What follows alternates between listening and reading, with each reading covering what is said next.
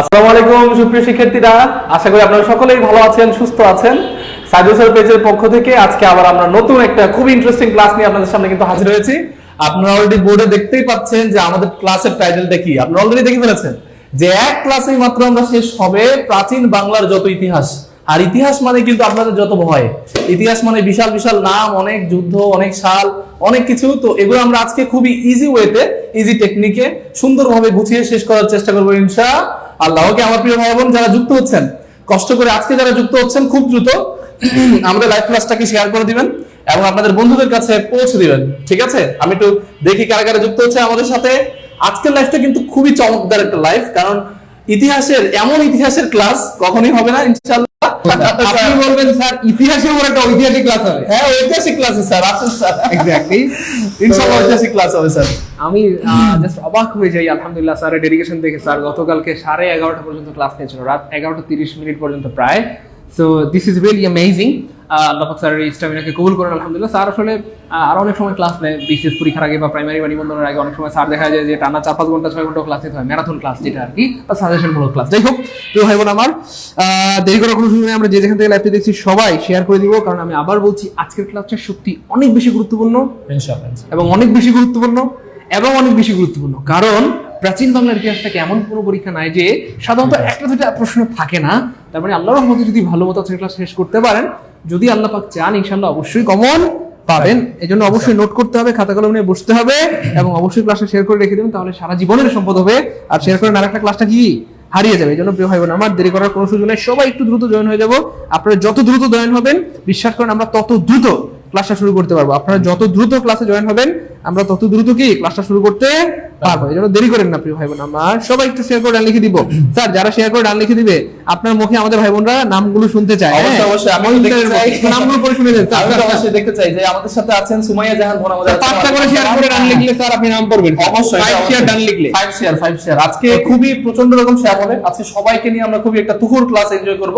সবাই 5টা করে, মিনিমাম 5টা করে শেয়ার করে অবশ্যই ডান লিখবেন। লিখেন 5 ডান, 5 ডান, 5 ডান। আরব খান আমাদের সাথে আছেন, ওয়ালাইকুম আসসালাম। আরব খান, রত্না বোন আছেন আমাদের সাথে, ওয়ালাইকুম আসসালাম। ইসমাইল ভাই আছেন আমাদের সাথে, 5 শেয়ার করেছেন। ওয়ালিদ হাসান, আলহামদুলিল্লাহ। সামিয়া জাহান, ওয়ালাইকুম আসসালাম। সবাই সবাই খুব দ্রুত, আর সবাই অবশ্যই শেয়ার ডান লিখবেন। হ্যাঁ, আজকে আমাদের নামগুলো করব। এত এত ভাই বোনেরা, আমাদের চাকরি প্রত্যাশী ভাই বোনেরা যারা স্বপ্ন দেখছে চাকরির জন্য এবং এত বড় বড় ক্লাসগুলো তারা করছে, আমাদের ফ্রি ক্লাসগুলোতে তারা খুব সুন্দরভাবে এনরোল করছে, তো তাদের নামগুলো আমরা পড়তে পারলে কিন্তু খুবই ভালো হয়। ঠিক আছে, ডান, এই যে ডান লিখেছেন সাইদা ইফাত বোন আমাদের লিখেছেন ডান। সবাই 5টা শেয়ার, 5 শেয়ার ডান লিখতে হবে, ঠিক আছে? তাহলে কিন্তু আমরা আজকের ক্লাসটাতে অনেক তথ্য দেবো ইনশাআল্লাহ, অনেক তথ্য দেবো ইনশাআল্লাহ। আর এমন এমন তথ্য দেবো যেগুলা বইতে পড়তে গেলে রীতিমতো আমাদের হিমশিম খেতে হয়। বইতে পড়তে গেলে আমরা ভুলে যাই, আমাদের খুবই পেঁচানো মনে হয়। আমরা সেগুলো সিকোয়েন্সিয়ালি এমসিকিউ আকারে খুব শর্ট টেকনিকের মাধ্যমে ইনশাআল্লাহ আজকে সলভ করব ইনশাআল্লাহ। আমি যদি বলি স্যার, ধরেন প্রাচীন বাংলার ইতিহাস আপনি হয়তো অনেকগুলো বই ঘাটাঘাটি করে যতটুকু ইনফরমেশন কালেক্ট করবেন 1 সপ্তাহ পড়াশোনা করে, অথবা আরো হয়তো বেশি। স্যার এই 1 সপ্তাহ অথবা 1 মাসের পড়াগুলোকে গুছিয়ে জাস্ট একটা ক্লাস আপনাদেরকে উপহার দিবেন, সবচেয়ে ক্রিম যে ব্যাপারগুলো যেগুলো থেকে আসলেই পরীক্ষা আসে, বিসিএস, প্রাইমারি, নিবন্ধন, 10 থেকে 20 মার্কের, অথবা ভার্সিটি মেডিকেল নার্সিং এ যে কোনো জায়গায় আল্লাহর রহমতে আপনি এখান থেকে কমন পাবেন, কারণ স্যার অত্যন্ত সাধারণ গোছানোভাবে এই ক্লাসটা সাজিয়েছেন। তো দেরি করার কোনো সুযোগ নাই, সবাই একটু শেয়ার করে লিখে দেবো। স্যার অলরেডি আমাদের অনেক ভিডিও শেয়ার করে দিয়েছে, থ্যাংক ইউ সো মাচ। 6 ডান বলেছেন শিমু নাসরিন নাহার শিমু, 6 শেয়ার ডান। এটাই দরকার। হ্যাঁ, আমাদের রহমতুল্লাহ ভাই বলেছেন ডান, অনেক ধন্যবাদ। যারা সালাম দিচ্ছেন, ওয়ালাইকুম আসসালাম আপনাকে, শেয়ার ডান বলেছেন। ইব্রাহিম খালিল ভাই আমাদের ডান বলেছেন। সুদর্শন ভাই আমাদের বলেছেন 5 শেয়ার ডান বলেছেন। বিতি সাহা, মাশাআল্লাহ। এফএন চৌধুরী, ওয়ালাইকুম সালাম। Abu Taleb 5 share done. Okay, অনেক অনেক ধন্যবাদ। আপনাদের এই অনুপ্রেরণাগুলাই মূলত, আপনাদের এই শেয়ারগুলাই মূলত আমাদের অনেক বেশি অনুপ্রাণিত করে যে আমরা নেক্সট ক্লাসগুলোতে আরো বেশি এনার্জেটিক ভাবে, আরো বেশি সুন্দর সুন্দর টপিক যেন আপনাদের কাছে নিয়ে আসতে পারি। তো এটা আপনাদের একটা কিন্তু দায়িত্ব যে এই ক্লাসগুলোকে ছড়িয়ে দেওয়া। আপনাদের যত ফ্রেন্ড সার্কেল আছে, যত বন্ধু বান্ধব, যত আপনাদের যত প্রিয়জন আছে, যারা চাকরি প্রত্যাশী ভাই বোনেরা আছে, বেকার ভাই বোনেরা আছে, তাদের কাছে এই ক্লাসগুলো পৌঁছে দেওয়া, যেন তারা কি করতে পারে, তারা আপনাদের জন্য দোয়া করতে পারে। ঠিক আছে, ওকে স্যার। যারা শেয়ার করেন না তার নাম কিন্তু বলবেন না। না শেয়ার না করলে হয় না কিন্তু। স্যার জান্নাত জুবায়ের, স্যার আপনি করে দেন জান্নাত জুবায়ের। হ্যাঁ, জান্নাত জুবায়ের 5 শেয়ার ডান বলেছেন, আলহামদুলিল্লাহ। ওকে, তসলিম বলেছেন শেয়ার ডান, অনেক ধন্যবাদ ভাইজান। ওকে, তারপরে আমাদের এখানে ওয়ালাইকুম আসসালাম নাজরুল ইসলাম, ওকে শেয়ার ডান বলেছেন। ওকে রাসেল ভাই, ধন্যবাদ আপনাকে। আমাদের পড়ানোর ধরনটা সবসময় ভালো হবে কিভাবে? কারণ আমাদের গুরুকে, আমাদের গুরু হচ্ছে সাইদুল স্যার, তাই না? আর সাইদুল স্যার যেখানে আমাদের গুরু, তাহলে আমাদের পড়াশোনার ধরনটা অবশ্যই আরো বেশি গুছানো হওয়ার কথা, তাই না? তাহলে গুরুর জন্য হলো কিন্তু আজকে সবাই 5টা করে শেয়ার ডান দিতে হবে। আমাদের সকলের গুরু সাইদুল স্যারের জন্য সবাই 5টা করে শেয়ার দিতে হবে। Share done. রাবেয়া বোন আমার বলেছেন শেয়ার ডান, আবু হানিফ বলেছেন শেয়ার ডান, মাশাআল্লাহ মাশাআল্লাহ। ওকে 6 শেয়ার ডান বলেছেন, লামি আক্তার শেয়ার ডান বলেছেন, আলহামদুলিল্লাহ। মাশাআল্লাহ, আজকের ক্লাসটা ঐতিহাসিক আপনাদের বানাতে হবে।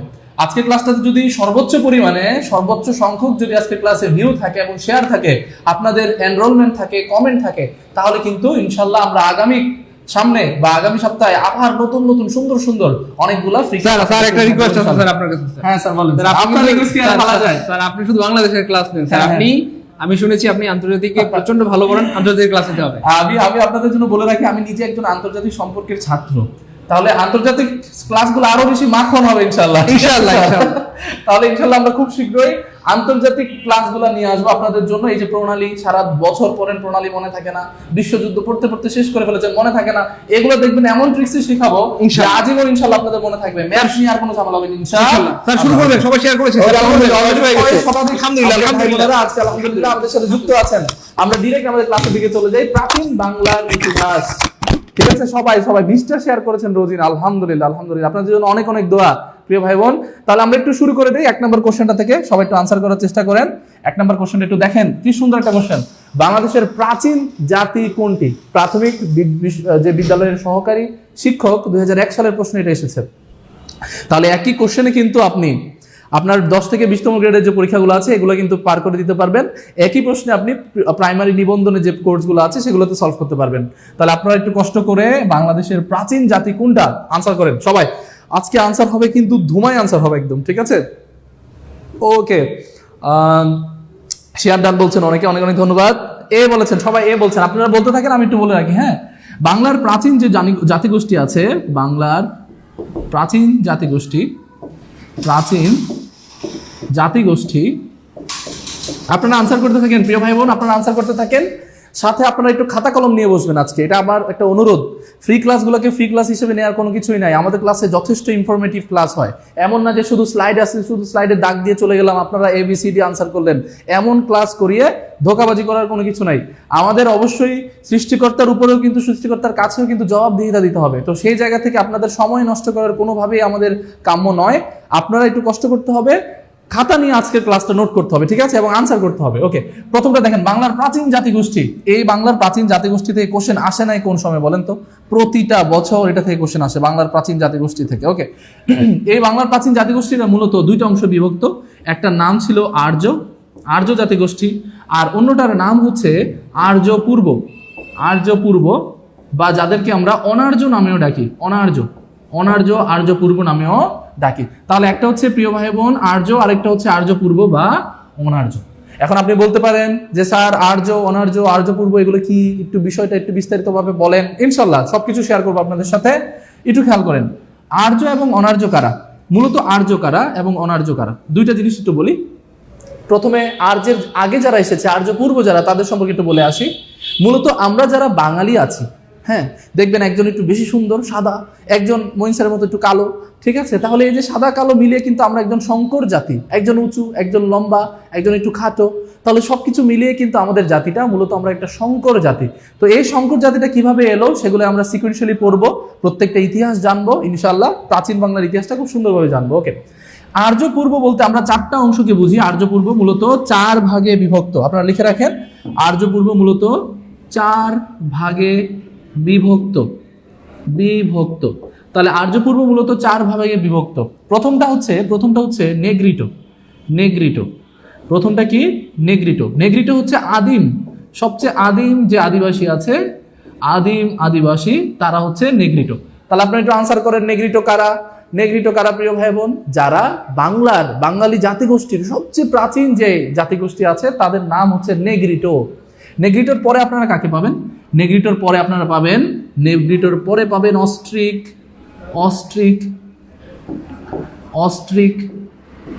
নেগ্রিটোর পরে পাবেন অস্ট্রিক। এই অস্ট্রিকটা হচ্ছে সবচেয়ে গুরুত্বপূর্ণ এবং এটা থেকে প্রতিবার কোশ্চেন আসে। প্রতিবার কিন্তু প্রিয় ভাই বোন এটা থেকে কোশ্চেন আসে। অস্ট্রিক কারা? অস্ট্রিক কারা একটু বলেন তো? বাঙালি জাতির প্রধান অংশ যেখান থেকে গড়ে উঠেছে সেই জাতিগোষ্ঠীটা হচ্ছে অস্ট্রিক। তাহলে অস্ট্রিক থেকে আমরা লিখতে পারি বাঙালি জাতির প্রধান অংশ গড়ে ওঠে, বাঙালির প্রধান অংশ গড়ে ওঠে, প্রধান অংশ। তাহলে বাঙালির প্রধান অংশ কোথা থেকে গড়ে উঠেছে? এই যে অস্ট্রিক থেকে বাঙালির প্রধান অংশটা গড়ে উঠেছে, বাঙালির প্রধান অংশ। প্রিয় ভাই বোন, বাঙালির প্রধান অংশ গড়ে উঠেছে অস্ট্রিক থেকে। পাশাপাশি দেখবেন অস্ট্রিক ছাড়া আর কারা আছে, যেমন অস্ট্রিককে আবার অন্য নামে কিন্তু নিষাদ জাতিও বলা হয়, নিষাদ জাতি, নিষাদ জাতি। আপনারা কমেন্টে জানাবেন বুঝতেছেন কিনা প্রিয় ভাই বোন, সবাই একটু জানাবেন, ঠিক আছে? ওকে, একজন বলেছেন স্যার ক্লাসটা কি 9টা থেকে শুরু করা যায় কিনা। দেখেন স্যার, আমাদের এশার নামাজের জামাতটা কিন্তু 7:45, দুঃখিত 8:45। এখন 8:45 জামাত শেষ করে সুন্নাহ বিতির পরে আপনাদের ক্লাসগুলো নেওয়া। তো সেক্ষেত্রে আমরা চাই যে আমাদের প্রত্যেকটা ভাই বোন যারা যে কোনো ধর্মের হোক তারা ধর্মকর্ম শেষ করার পরেই কিন্তু পড়াশোনা করে, ঠিক আছে? তো সেই জন্য আমরা একটু লেটে শুরু করেছি। ওকে, সমস্যা নেই, আমরা এখন থেকেই আপনারা করতে পারবেন। তাহলে যেটা আমরা বললাম যে অস্ট্রিক হচ্ছে বাঙালির প্রধান অংশ, অস্ট্রিক থেকে এসেছে। পাশাপাশি অন্য নাম হচ্ছে নিষাদ জাতি, অন্য নাম হচ্ছে নিষাদ জাতি। দেখেন এই কোশ্চেনটা কিন্তু এসেছে প্রাইমারি বিশ্ববিদ্যালয় সহকারী 1 থেকে, অর্থাৎ 1 সালের প্রশ্নটা এসেছে। আরেকটা জিনিস আছে, এখানে দুইটা আমরা বলেছিলাম, নেগ্রিটো এবং অস্ট্রিক। আরো দুইটা আপনাদের সাথে একটু শেয়ার করি, আপনারা লিখে নেবেন। আরো দুইটা একটু শেয়ার করার চেষ্টা করি আপনাদের সাথে। আরেকটা হচ্ছে দ্রাবিড়, এবং আছে ভোট চিনিও।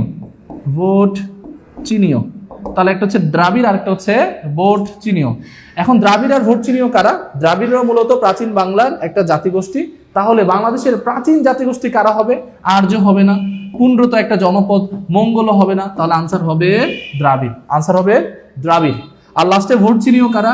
মূলত যারা উপজাতীয় গোষ্ঠী ছিল, প্রিয় ভাই বোন আমার, উপজাতীয় গোষ্ঠী যারা ছিল তাদেরকে মূলত বলা হচ্ছে ভোট চিনিও। যেমন আপনারা জানেন চাকমা, মারমা, গারো, ঠিক আছে, এরা কিন্তু ভোট চিনিও বংশধর, ঠিক আছে? মূলত তারা ভোট চিনিও, অথবা তাদেরকে অন্য নামে মঙ্গলয়েড বলা হয়, মঙ্গলয়েড বলা হয় তাদেরকে। তাহলে ভোট চিনিও অথবা মঙ্গলয়েড বলা হয় কাকে প্রিয় ভাই বোন? মঙ্গলয়েড বলা হয় মূলত এই ভোট চিনিওদের। ওকে, আলহামদুলিল্লাহ, সাবাস, ওকে, ভেরি গুড। তাহলে এটা আশা করি আপনাদের সকলের জন্য এটা একদমই ক্লিয়ার হয়ে গেছে। এবার আমরা অনার্য যেহেতু ডান, সবাই বলেন অনার্য ডান, সবাই একটু কমেন্টে বলেন অনার্য ডান। এবার আমরা আর্যটা নিয়ে একটু পড়াশোনা করব। আর্য, এবার একটু আর্যদের নিয়ে পড়াশোনা করব। আর্য, সবাই একটু বলেন, কমেন্টে একটু জানান, আমি একটু জানতে চাই অনার্য ডান। ওকে, এবার দেখেন আর্য কোনটা, আর্য মূলত কোনটা? আর্য বলতে আমরা বলছি 4টা শ্রেণীকে, এটারও কিন্তু 4টা ভাগ আছে। যারা সনাতন ধর্মাবলম্বী ছিল, যারা এই সনাতন ধর্মাবলম্বী তাদেরকে বলা হতো আর্য। এবং আর্যদের 4টা ভাগ ছিল, অর্থাৎ তাদের 4টা ক্লাস সিস্টেম ছিল। একটা হচ্ছে ব্রাহ্মণ, ক্ষত্রিয়, বৈশ্য এবং শূদ্র, ঠিক আছে? তাহলে ব্রাহ্মণ, ক্ষত্রিয়, বৈশ্য, শূদ্র। অনার্য ডান, সবাই বলেছেন মাশাআল্লাহ, অনার্য ডান। ওকে, ব্রাহ্মণ, ক্ষত্রিয়, বৈশ্য, শূদ্র। তাহলে এই যে 4টা বিষয়, এই ব্রাহ্মণ, ক্ষত্রিয়, বৈশ্য, শূদ্র, এটা থেকে আপনাদের কোশ্চেন আসতে পারে। আর্যদের ভাগ হচ্ছে 4টা, যার মধ্যে সবচেয়ে হাই ক্লাস বলতে কাদের ধরা হতো? হাই ক্লাস বলতে বা হায়ার ক্লাস বলতে ব্রাহ্মণদের, এবং লো ক্লাস বলতে কাদের বোঝানো হতো? যারা শূদ্র জাতিগোষ্ঠী ছিল, ঠিক আছে? এমন ক্লাস সিস্টেম ছিল কিন্তু ওই সময়টাতে, ঠিক আছে? প্রিয় ভাই বোন, অনেক ধন্যবাদ। তাহলে আমরা আশা করি প্রাচীন বাংলার জাতিগোষ্ঠীর বেসিকটা থেকে আপনাদের এগুলো থেকে কোশ্চেন আসলে আপনারা অবশ্যই ইনশাল্লাহ পারবেন, ঠিক আছে? অবশ্যই ইনশাল্লাহ পারবেন। আচ্ছা, তাহলে প্রাচীন বাংলার জাতিগোষ্ঠী থেকে আসলে আপনারা অবশ্যই পারবেন। 1 ডান বলেন সবাই বলেন 1 ডান কিনা একটু বলেন, সবাই একটু বলেন 1 ডান। প্রিয় ভাই বোন বলেন 1 ডান। এবার 2 নম্বরটা আনসার করেন, যদি 1 ডান হয় একটু 2 নংটা আনসার করেন সবাই, খুবই দ্রুত। সর্বপ্রথম বঙ্গর উল্লেখ পাওয়া যায় কোথায়? এটা কিন্তু 16তম বেসরকারি শিক্ষক নিবন্ধন, যেটা 2019 সালে আসছে। প্রশ্নগুলো কিন্তু বারবার আসতেছে, ঠিক আছে? তাহলে এখানে কিন্তু আমাদের কোনোভাবে এগুলো স্কিপ করার সুযোগ নেই প্রিয় ভাই বোন। তো আপনাদের একটু কষ্ট করে যেটা করতে হবে সেটা হচ্ছে সবাই একটু শেয়ার করবেন এবং বলবেন 1 ডান। 2 নম্বরটা সবাই আনসার করেন, 2 নম্বরটা। সর্বপ্রথম বঙ্গর উল্লেখ পাওয়া যায় কোথায়? তাহলে এই টপিকটার নাম কি? টপিকটার নাম হচ্ছে জনপদ। টপিকটার নাম কি? জনপদ। ঠিক আছে, তাহলে জনপদ নিয়ে একটু পড়াশোনা করে ফেলি। আপনারা এটা একটু নোট করবেন, আজকে জনপদটা খুব সুন্দরভাবে আপনাদেরকে ইনশাল্লাহ শেষ করে দেবো। আপনারা একটু জনপদটা একটু নোট করবেন। দেখেন, আমি অঞ্চল ভেদে জনপদটার অবস্থান এবং জনপদ নিয়ে বিস্তারিত আপনাদেরকে বুঝিয়ে দিচ্ছি। আজকের পরে জনপদ নিয়ে আপনাদের আর কোনো ঝামেলা হবে না ইনশাআল্লাহ। ওকে, তাহলে জনপদটা একটু খেয়াল করেন। আপনারা জনপদটা একটু, জনপদের অবস্থান এবং জনপদের বিস্তারিত বিষয়গুলো সম্পর্কে একটু বোঝার চেষ্টা করবেন।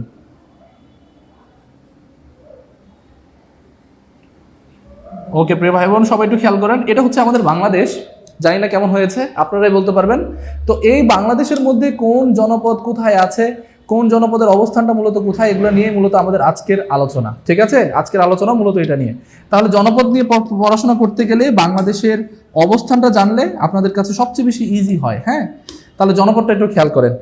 এটা আপনারা আনসার করতে থাকেন, তারপর আমরা আসছি যে বঙ্গের নামটা কিভাবে আসলো এবং বঙ্গ নামের উৎপত্তি নিয়ে আমরা বিস্তারিত আলোচনা করবো ইনশাআল্লাহ। ওকে, এবার একটু খেয়াল করেন। এই যে এই অঞ্চল, যেটা এই অঞ্চলটাকে আমরা নাম দিয়েছি পুন্ড্র, এটার নাম দিয়েছি পুন্ড্র।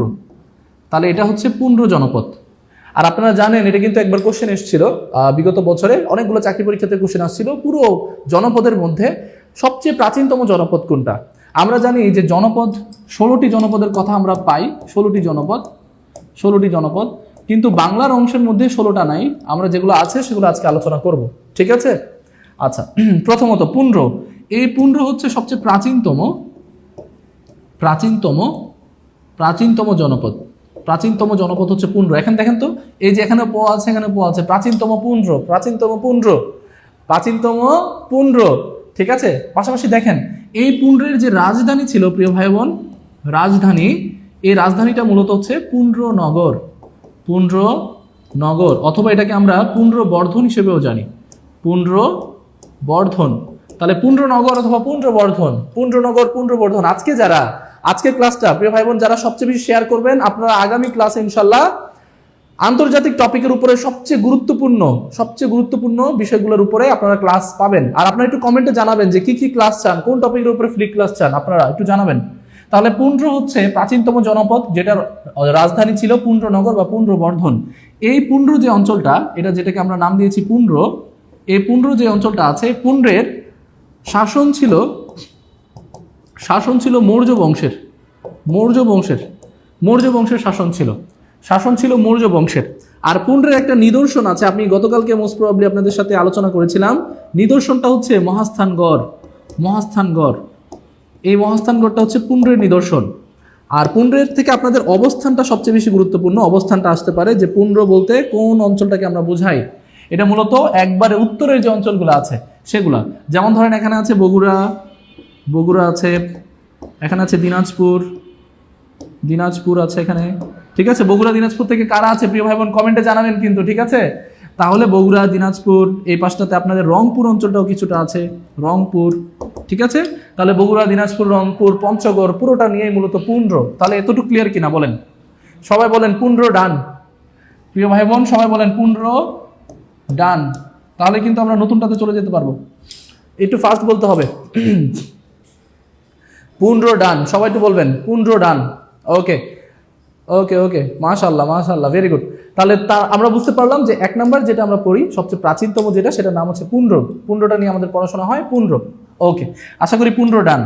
এবার পুন্ড্রের পরে এই অঞ্চলটাতে আরেকটা অঞ্চল আছে, এটার নাম হচ্ছে বরেন্দ্র। যদিও বরেন্দ্র একটা স্পেসিফিক কোনো অঞ্চল নেই, তারপরেও বরেন্দ্র বলতে আমরা কোন অঞ্চলটাকে বুঝি?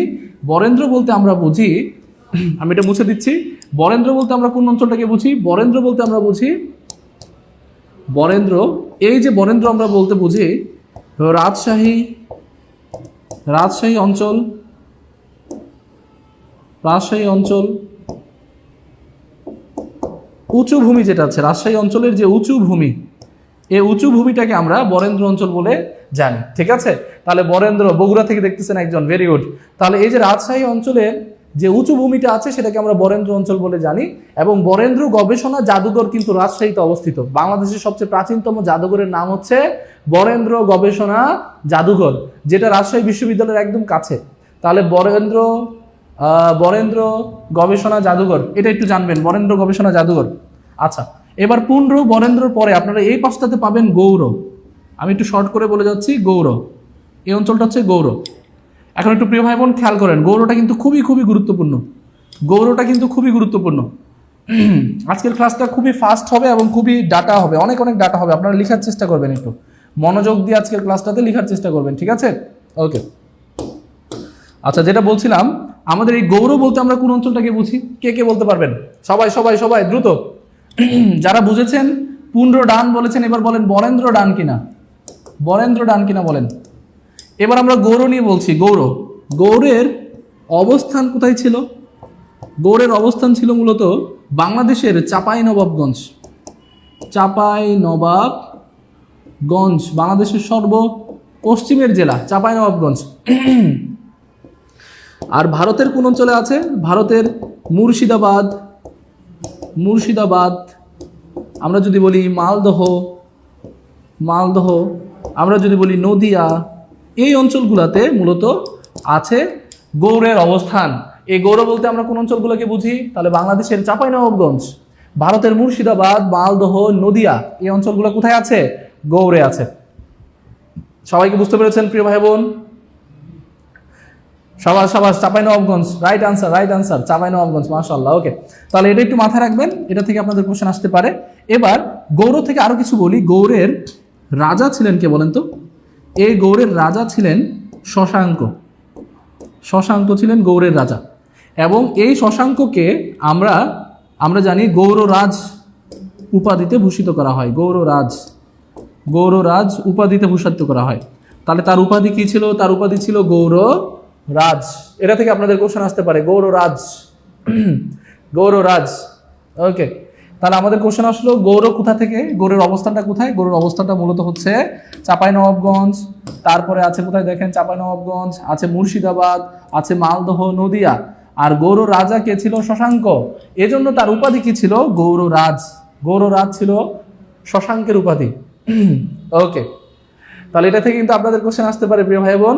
তাই একটু দ্রুত কষ্ট করে আজকের ক্লাসটা যারা যারা এখনো শেয়ার দেন নাই, দেখেন আপনাদের জন্য কষ্ট করে যাচ্ছি কিন্তু আপনারা কিন্তু এফোর্ট দিচ্ছেন না। আপনারা কিন্তু যদি স্যারকে আরো বেশি উৎসাহিত করতে চান, আপনারা সবাই অবশ্যই যারা নতুন যুক্ত হয়েছেন অবশ্যই শেয়ার করবেন, এবং এটা আপনাদের একটা ইনশাল্লাহ সম্পদ হবে। কেন সম্পদ হবে? কারণ হচ্ছে এটা আপনি যখন ইচ্ছা তখন এটাকে আপনি দেখতে পারবেন যে কোনো সময়। তাহলে একটু কষ্ট করে আবার যারা যুক্ত হয়েছেন নতুন অবশ্যই শেয়ার করে দেবেন। আচ্ছা, আমরা 2 নম্বরটা পড়লাম, গৌড় সম্পর্কে জানলাম। গৌড় থেকে আপনাদের আসলে এই ধরনের কোশ্চেন আসতে পারে। এবং গৌড়ের যে রাজধানী ছিল এটাও কিন্তু খুব গুরুত্বপূর্ণ। গৌড়ের রাজধানী ছিল কর্ণ সুবর্ণ, কর্ণ সুবর্ণ। এই কর্ণ সুবর্ণ হচ্ছে গৌড়ের রাজধানী। গৌড়ের রাজধানী হচ্ছে কর্ণ সুবর্ণ। সবাই ক্লিয়ার কিনা একটু বলবেন? যদি ক্লিয়ার হন সবাই একটু বলেন গৌড় ডান, গৌড় ডান বলেন সবাই, সবাই বলেন। যদি ক্লিয়ার হয় সবাই একটু বলতে হবে গৌড় ডান। আমরা এবার পরেরটাতে চলে যাব, পরেরটাতে চলে যাব, আমরা সময় নষ্ট করব না, পরেরটাতে চলে যাব। দেখেন, এইবার সবচেয়ে বড় একটা অঞ্চল আছে, যে অঞ্চলটার নাম আপনারা সবাই জানেন এবং এটার নাম কিন্তু অলরেডি এখানে এসেছে, বঙ্গ। এই বঙ্গটা তাহলে কোথায় পেলাম? এই পুরোটা নিয়ে বিশাল একটা অঞ্চল নিয়ে কিন্তু বঙ্গ, এটা বঙ্গ। তাহলে এবার দেখেন আমরা একটু বঙ্গ নিয়ে পড়াশোনা করি। বঙ্গ, আমরা একটু বঙ্গ নিয়ে পড়াশোনা করি। বঙ্গ থেকে আসলে কিন্তু আপনাদের কি আসতে পারে? এই যে বঙ্গ, দেখেন ব থেকে বঙ্গ, আবার ব থেকে বৃহত্তম, বৃহত্তম। তাহলে আমরা যদি বলি সবচেয়ে বৃহত্তম জনপদ কোনটা ছিল? সবচেয়ে বৃহত্তম জনপদের নাম ছিল কি বলেন তো? বঙ্গ। বাংলার সবচেয়ে বৃহত্তম জনপদের নাম কি? বঙ্গ। বাংলার সবচেয়ে বৃহত্তম জনপদের নাম কি? বঙ্গ। আচ্ছা, এই বঙ্গ যে জনপদ আছে, বঙ্গ জনপদের মধ্যে আপনাদের অবস্থানটা একটু খেয়াল করেন। অবস্থান, অবস্থান, অবস্থানটা 2 ভাগে ভাগ করা হয়, 2 ভাগে, 2 ভাগে ভাগ করা হয়। একটাকে বলা হয়, আমরা জানি একটাকে বলা হয় বিক্রমপুর, একটাকে বলা হতো বিক্রমপুর, আর আরেকটাকে বলা হতো নাব্য। এই বঙ্গ অঞ্চলটাকে 2টা অঞ্চলে ভাগ করা হতো, একটাকে বলা হতো বিক্রমপুর, আরেকটাকে বলা হতো নাব্য। এখন বিক্রমপুর কোনটা আর নাব্য কোনটা? শেয়ার ডান, শেয়ার ডান, মাশাআল্লাহ, শেয়ার ডান, আলহামদুলিল্লাহ, সাবাস, সবাই একটু শেয়ার করে দেবেন। তাহলে হচ্ছে এখানে বিক্রমপুর কোনটা এবং নাব্য কোনটা আপনাদের মাঝে মাঝে কোশ্চেন চলে আসতে পারে। তাহলে বিক্রমপুর কোনটা আর নাব্য বলতে আমরা কোনটাকে বুঝি? মূলত আপনি দেখবেন এই বঙ্গের মধ্যে কিন্তু যে নদীটা প্রবাহিত হয়েছে আমাদের পদ্মা নদী। তাহলে পদ্মার উত্তর পূর্বাঞ্চলীয় যে অঞ্চলটা উত্তর দিকে, সেটাকে আমরা একটা নাম দিয়েছি। আর দক্ষিণ দিকে যে আছে সেটাকে আমরা অন্য নাম দিয়েছি, ঠিক আছে? তাহলে এই পদ্মার দুইটা অংশ আমরা পেলাম, একটা হচ্ছে বিক্রমপুর আর একটা হচ্ছে নাব্য। একটা হচ্ছে বিক্রমপুর আর একটা হচ্ছে নাব্য। সবাই ক্লিয়ার কিনা? সবাই কি ডান? সবাই বঙ্গটা ক্লিয়ার কিনা একটু বলেন। বঙ্গটাকে দুইটা ভাগে ভাগ করা হয়েছে, একটা হচ্ছে বিক্রমপুর আর একটা হচ্ছে নাব্য। কোন অঞ্চলগুলো আছে এখানে? অঞ্চলগুলো যদি আমি একটু ইন্ডিকেট করি, অঞ্চলগুলো কোনগুলো আছে, যেমন আপনি দেখবেন ঢাকা, আপনি দেখবেন ময়মনসিংহ, ঢাকা ময়মনসিংহ, ঠিক আছে? আপনি দেখবেন এদিকে আছে ফরিদপুর, ফরিদপুর, ফরিদপুর আছে, ঠিক আছে? এবং ঢাকা ময়মনসিংহ ফরিদপুর এই অঞ্চলগুলো, মুন্সিগঞ্জ, মুন্সিগঞ্জ, মুন্সিগঞ্জ। তাহলে এই যে অঞ্চলগুলো, এই অঞ্চলগুলো মূলত কোথায় ছিল? বঙ্গের মধ্যে ছিল, বঙ্গ, এই যে বঙ্গ জনপদে ছিল, বঙ্গ জনপদে ছিল এগুলা। প্রিয় ভাই বোন সবাই একটু মাথায় রাখবেন, এগুলো ক্লিয়ার কিনা বলবেন, সবাই একটু ক্লিয়ার কিনা বলবেন এতটুকু পর্যন্ত। তাহলে এটা হচ্ছে বঙ্গ জনপদের মধ্যে ছিল, ঠিক আছে? এবার আমরা একটু নিচের দিকে চলে আসি, এই অঞ্চলটাতে চলে আসি। এই অঞ্চলটার নাম হচ্ছে চন্দ্রদ্বীপ, চন্দ্রদ্বীপ, চন্দ্রদ্বীপ। এই চন্দ্রদ্বীপটা থেকেও কিন্তু আপনাদের প্রচুর পরিমাণে কোশ্চেন আসে। একটা লাইন আছে না, আইতে নদী যাইতে খাল, মোগো বাড়ি বরিশাল, ঠিক আছে? তাহলে এই বরিশাল অঞ্চলটাই মূলত ছিল চন্দ্রদ্বীপ, ঠিক আছে? তাহলে আমরা একটু চন্দ্রদ্বীপ নিয়ে একটু পড়াশোনা করি খুব দ্রুত। চন্দ্রদ্বীপ, চন্দ্রদ্বীপ নিয়ে একটু পড়াশোনা করি। এই চন্দ্রদ্বীপ অঞ্চলে দেখবেন আপনার অবস্থানটা কোথায় প্রিয় ভাই বোন? অবস্থানটা হচ্ছে বরিশালে, বরিশাল।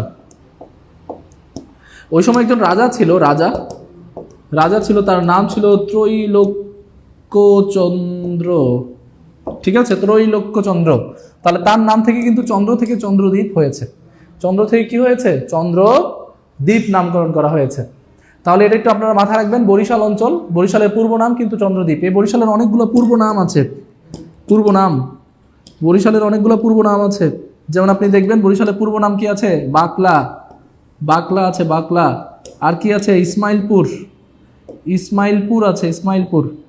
পাশাপাশি দেখবেন আর কি আছে? এই যে চন্দ্রদ্বীপ, চন্দ্রদ্বীপ, ঠিক আছে? চন্দ্রদ্বীপ। এমন অনেকগুলো নাম আছে বরিশালের। তাহলে বরিশালটা খুব গুরুত্বপূর্ণ, বরিশালটা বাংলাদেশের জন্য খুব গুরুত্বপূর্ণ। বরিশাল্লা যারা আছে, মুই বরিশাল্লা, আরে সাবাস, সাবাস, সাবাস। আশা করছি এটা আপনারা পারবেন। এবার পরের টপিকে যাই। এবার আমরা একটু এই অঞ্চলটা নিয়ে আলোচনা করবো। এটার নাম হচ্ছে সমতট, সমতট। এই সমতট অঞ্চলটা নিয়ে একটু আলোচনা করবো, সমতট। প্রিয় ভাই বোন আমার, সবাই একটু আনসার করতে হবে এবং সবাই একটু শেয়ার করে দিতে হবে আজকের ক্লাসটায়, ঠিক আছে? সমতট, সমতট। তাহলে সমতট বলতে আমরা কি বুঝছি? সমতট, সমতট বলতে আমরা বুঝছি কুমিল্লা, কুমিল্লা নোয়াখালী অঞ্চল, কুমিল্লা এবং নোয়াখালী অঞ্চল। তাহলে এটাকে আমরা বলছি সমতট, ঠিক আছে? সমতট অঞ্চল বলছি। তাহলে কুমিল্লা নোয়াখালী অঞ্চলকে আমরা কি বলছি? সমতট। আপনারা দেখবেন এই সমতটের মধ্যে আছে রাজধানী একটা, এই রাজধানীটা ছিল বড় কামতা, বড় কামতা, যেটাকে আমরা রোহিতগিরি নামেও চিনি, রোহিতগিরি, রোহিতগিরি। তাহলে বড় কামতা অথবা রোহিতগিরি, এই দুইটা নামে আপনারা কিন্তু জানেন, বড় কামতা অথবা রোহিতগিরি। Very good. তাহলে কুমিল্লায় কারা কারা আছেন প্রিয় ভাই বোন? সবাই একটু হাত তোলেন দেখি, কুমিল্লায় কারা কারা আছেন? তাহলে সমতট, সমতটের মধ্যে আমরা কুমিল্লা এবং নোয়াখালী অঞ্চলটা পাবো। এবং এটা রাজধানী কি? রাজধানী হচ্ছে বড় কামতা, যেটাকে আমরা অন্য নামে রোহিতগিরি নামেও আমরা জানি, ঠিক আছে? ওকে প্রিয় ভাই বোন, এটা একটু বুঝবেন ভালোভাবে, সমতট অঞ্চলটা একটু ভালো করে বোঝার চেষ্টা করবেন। আচ্ছা, এটা একটা সেক্টর গেল। এবার আমরা আরো একটা নতুন সেক্টরে যাই। কুমিল্লা অঞ্চলটা সমতট নিয়ে ভালো করে পড়লাম আমরা। এবার এই অঞ্চলে খুবই গুরুত্বপূর্ণ একটা অঞ্চল আছে, যেটা দ্বিতীয় প্রাচীনতম, অর্থাৎ যদি বলা হয় 15-এর পরে, ঠিক আছে, বা এমনভাবে বলা হয় নিচের কোনটি সবচেয়ে প্রাচীনতম, অপশনে 15 নেই, তখন আপনাকে আনসার করতে হবে কি? তখন আপনাকে আনসার করতে হবে এই অঞ্চলটা, চট্টগ্রাম এবং সিলেট নিয়ে যে অঞ্চলটা আছে। এই অঞ্চলটার নাম হচ্ছে হরিকেল। কেউ আবার নারিকেল বলিয়েন না, এটার নাম হচ্ছে হরিকেল। তাহলে হরিকেলটা কি জিনিস? হরিকেল, হরিকেল বলতে আমরা বুঝতেছি এটার অবস্থান, এটার অবস্থান হচ্ছে সিলেট, সিলেট ও পার্বত্য চট্টগ্রাম, পার্বত্য চট্টগ্রাম অঞ্চল। তাহলে সিলেট এবং পার্বত্য চট্টগ্রাম যে অঞ্চল আছে সেটাকে আমরা নাম বলেছি হরিকেল, হরিকেল। তাহলে সিলেট এবং পার্বত্য চট্টগ্রামকে আমরা নাম বলেছি হরিকেল। পারবেন কিনা সবাই? সিলেট এবং পার্বত্য চট্টগ্রাম, এটার নাম কি বলেছি? হরিকেল। হরিকেল, ওকে, হরিকেল। তাহলে হরিকেলটা হচ্ছে আমরা যদি বলি দ্বিতীয় প্রাচীনতম, এটাও লিখে রাখতে পারেন। যদি পরীক্ষাতে চলে আসে পূর্ণ না থাকে তখন আপনারা দিয়ে দিবেন প্রাচীনতমটা হচ্ছে কে?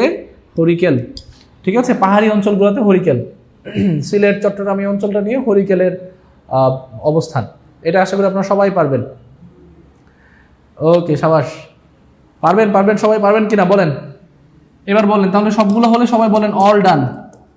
সবাই একটু বলেন অল ডান। প্রিয় ভাই বোন সবাই বলতে হবে অল ডান। দেখি আমি কে কে আছে আমাদের সাথে। আসাদুজ্জামান টিপু সিলেট থেকে আছেন, ওকে, সিলেট বলেছেন। সোনিয়া বর্মন বলেছেন হরিকেল। MST ববি বলেছেন হরিকেল, ওকে। আমি হরিকেল জনপদের সিলেটের হৃদয় ভাই আছে আমাদের সাথে, সেতু সরকার হরিকেল, ওকে, ভেরি গুড। ঠিক আছে, মাথায় সেট হবে ইনশাল্লাহ। ফাতেমা বোন আমাদের বলেছে অনেক পড়েছিলেন তিনি, কিন্তু আজকে মাথায় সেট হলো। আপনি যখন ম্যাপ অ্যানালাইজ করে পড়বেন তখন দেখবেন এগুলো মাথায় সেট হয়ে যাবে, ঠিক আছে? কারণ আপনি জানেন এই কোনার জায়গাটাতে সিলেট আছে, নিজের এই জায়গাটাতে চট্টগ্রাম আছে, এটা সবাই জানে। উপর দিকে দিনাজপুর আছে, সবাই জানে। এদিকে গৌড়ের ওই অঞ্চলটাতে চাঁপাইনবাবগঞ্জ আছে, আমরা জানি। তাহলে এগুলো আমাদের মোটামুটি আমরা জানি যে বাংলাদেশের কোন দিকে কোন বড় জেলাগুলো আছে। তো সেগুলো থেকে কিন্তু আমরা ইজিলি আমাদের জনপদগুলো মনে রাখতে পারি, ঠিক আছে? All done, all done. আসলে কি অল ডান হয়েছে? এত সহজে কি ছাড়া যাবে? জনপদকে আর কিছু পড়া লাগবে না? অবশ্যই কিছু গুরুত্বপূর্ণ আরো জনপদ আছে, যেমন এই অঞ্চলটাতে একটা জনপদ আছে, এটার নাম হচ্ছে রার। রার, ঠিক আছে? ভাগীরথী নদীর পশ্চিম তীর, ভাগীরথী নদীর পশ্চিম তীরে, নদীর পশ্চিম তীর অঞ্চলে, পশ্চিম তীর, এই পশ্চিম তীরে গড়ে ওঠা জনপদের নাম হচ্ছে রার, ঠিক আছে? রারের মধ্যে একটা খুবই গুরুত্বপূর্ণ, রারের ঠিক দক্ষিণ দিকে একটা খুবই গুরুত্বপূর্ণ একটা প্রাচীন, সবচেয়ে প্রাচীনতম, বাংলার সবচেয়ে প্রাচীনতম একটা সমুদ্র বন্দর বা বন্দর নগরী ছিল। তাহলে প্রাচীনতম বন্দর নগরী, যেটার নাম হচ্ছে তাম্রলিপ্ত। তাম্রলিপ্ত, এটা লিখে রাখি আমি, তাম্রলিপ্ত। তাহলে তাম্রলিপ্ত থেকে আপনাদের কোশ্চেন আসতে পারে। এই তাম্রলিপ্ত কি? এটা হচ্ছে প্রাচীন বন্দর নগরী, প্রাচীন বন্দর নগরী, বন্দর নগরী। তাহলে প্রাচীন বন্দর নগরীটা হচ্ছে তাম্রলিপ্ত, এই যে অঞ্চলটা। সবাইকে বুঝতে পেরেছেন? প্রিয় ভাই বোন সবাই বুঝতে পেরেছেন কিনা? সবাই সবাই সবাই। এবার যদি বুঝে থাকেন আপনারা বলেন তো কে কোন জনপদ থেকে? আপনি এবার বলেন যে স্যার আমি এই জনপদ থেকে দেখছি আপনার ক্লাসটা। সবাই একটু বলেন, সবাই একটু বলেন স্যার, বলেন স্যার যে স্যার কোথা থেকে দেখছেন? আজকে একটু আবহাওয়া খারাপ, আমি বুঝতে পারছি আজকে একটু আবহাওয়া খারাপ, ওকে। সবাই সবাই সবচেয়ে একজন বলেছে প্রাচীনতম জনপদ থেকে, মাশাআল্লাহ, ওকে। সবাই একটু বলবেন, ওকে। আমাদের দিদার ছোট ভাই যুক্ত হয়েছেন, অনেক ধন্যবাদ, ওকে। আচ্ছা, আপনারা সবাই একটু বলবেন যে এই প্রাচীনতম জনপদ, যেটা প্রাচীনতম জনপদ, আপনারা সবাই একটু বলবেন আপনারা কোথা থেকে যুক্ত হয়েছেন, কে কোথা থেকে যুক্ত হয়েছেন, শেয়ার করে দেবেন একটু কষ্ট করে, ওকে। এটা একটা সেক্টর গেল। এবার আমরা আরেকটা জিনিস সম্পর্কে শিখবো, এটার নাম হচ্ছে এই অঞ্চলটাতে, এটার নাম হচ্ছে কামরূপ। কামরূপ, এই কামরূপ বলতে আমরা কোথায় বুঝি? ভারত। ভারতের মেঘালয় যে অঞ্চলগুলো আছে না, মেঘালয়, এই মেঘালয় অঞ্চলে কিন্তু কামরূপের অবস্থান। মেঘালয়, আসাম, মেঘালয়, আসামের কিছু অংশ নিয়ে আসাম, ঠিক আছে? এই কামরূপ থেকে মূলত ভাষা ডেভেলপড হয়েছে, বাংলা ভাষাটা ডেভেলপড হয়েছে। যেমন আমরা জানি বাংলাদেশের ভাষার নাম কি? বঙ্গ কামরূপী। তাহলে ওই কামরূপ অঞ্চল থেকেও কিন্তু বাংলা ভাষার অনেক শব্দ কিন্তু অ্যাডজাস্ট হয়েছে বা যুক্ত হয়েছে। তাহলে প্রাচীন জনপদ থেকে কোশ্চেন আসলে প্রিয় ভাই বোন আপনারা এটা আনসার করে দেবেন, আর কোনো ঝামেলা থাকার কথা না, এর থেকে বেশি আর কিছু পড়তে হবে না। রার থেকে একটা জিনিস পড়তে পারেন যে রারের যে রাজধানী ছিল সূক্ষ্ম, এই সূক্ষ্ম থেকে মাঝে মাঝে কোশ্চেন চলে আসে। সূক্ষ্মটা ছিল রাজের অন্যতম একটা বলতে পারেন প্রশাসনিক অঞ্চল, ঠিক আছে? ওকে, আশা করছি পারবেন। একজন বলছে স্যার টাঙ্গাইল কি হবে? বঙ্গের মধ্যে হবে, দেখতেই পাচ্ছেন বঙ্গ ময়মনসিংহ থেকে একদম এই অঞ্চল পর্যন্ত, তাহলে বঙ্গের মধ্যেই হবে, তাই না? ওকে, চন্দ্রদ্বীপ জনপদ থেকে আসছে, ভেরি গুড, সাবাস। চন্দ্রদ্বীপ থেকে অনেকে আছে, বরিশালের ভাই বোন দেখি অনেক বেশি, হ্যাঁ। আচ্ছা, যাক আলহামদুলিল্লাহ। তারপরটাতে আমরা চলে যাই, পরের কোশ্চেনে চলে যাই, দেখি কি আছে। কোনটি বাংলার প্রাচীনতম জনপদের নাম নয়? দেখি কি আনসার করতে পারবেন, বলেন। বাংলার প্রাচীনতম জনপদের নাম নয় কোনটি? তাহলে গৌড় প্রাচীনতম জনপদ, বুঝলাম। পুন্ড্র প্রাচীনতম, রারও প্রাচীনতম, কিন্তু প্রিয় ভাই বোন মৌর্য এটা কি কোনো জনপদ? মৌর্য কিন্তু জনপদ না। মৌর্য কি? মৌর্য হচ্ছে একটা রাজবংশ, তাই না? মৌর্য হচ্ছে কি? মৌর্য হচ্ছে একটা রাজবংশ, মৌর্য হচ্ছে একটা রাজবংশ, মৌর্য হচ্ছে একটা রাজবংশ। ওকে, মৌর্য হচ্ছে একটা রাজবংশ। ও হ্যাঁ, আপনাদেরকে একটা জিনিস দিতে ভুলেই গেলাম, সেটা সবচেয়ে গুরুত্বপূর্ণ। সেটা হচ্ছে গত ইয়াটাতে ছিল বঙ্গ নামের উৎপত্তি। বঙ্গ নামের উৎপত্তিটাই বলতে ভুলে গিয়েছি, এটা একটু বলে, এটা সবাই একটু লিখে নেন। বঙ্গ নামের উৎপত্তিটা হলো কিভাবে? বঙ্গ নামের উৎপত্তি, এটা তো সবচেয়ে গুরুত্বপূর্ণ, এটা মিস করা যাবে না। বঙ্গ নামের উৎপত্তিটা হলো কিভাবে? তাহলে বঙ্গ নামের যে উৎপত্তি, এটা হওয়ার পিছনে কিন্তু অনেক গুরুত্বপূর্ণ কারণ আছে প্রিয় ভাই বোনেরা, এটা একটু দেখবেন। বঙ্গ নামের উৎপত্তিতে মূলত সর্বপ্রথম বঙ্গ নামের উৎপত্তি পাওয়া যায় কোথায়? সর্বপ্রথম পাওয়া যায় ঋগ্বেদের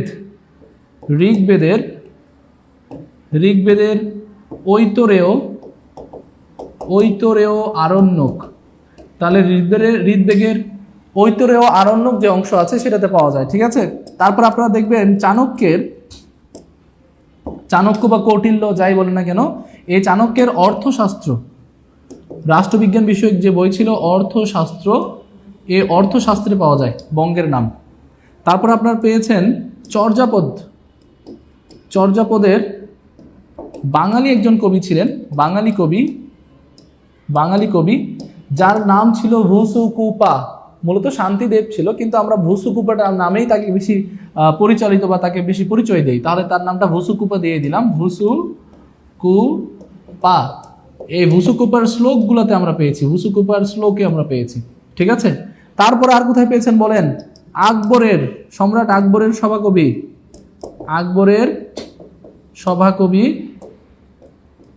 আবুল ফজল ছিলেন তিনি, তার নাম ছিল কি? আবুল ফজল। এই আবুল ফজলের আইনি আকবরী গ্রন্থ একটা ছিল, আপনারা পড়েছেন না? আইনি আকবরী, এই যে আইনি আকবরী এই গ্রন্থগুলা, তাহলে এগুলাতে কিন্তু আমরা বাংলার নামটা পেয়েছি। তাহলে বঙ্গের নামটা কিন্তু স্যার একটু ভালো করে বুঝতে হবে। বঙ্গের নাম দেখেন কোথায় পেয়েছেন?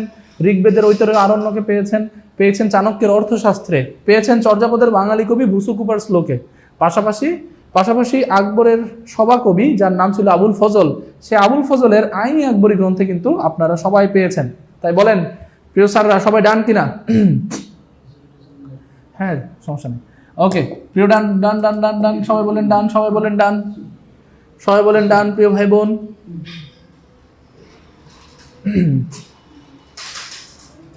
ওকে, সাবাস।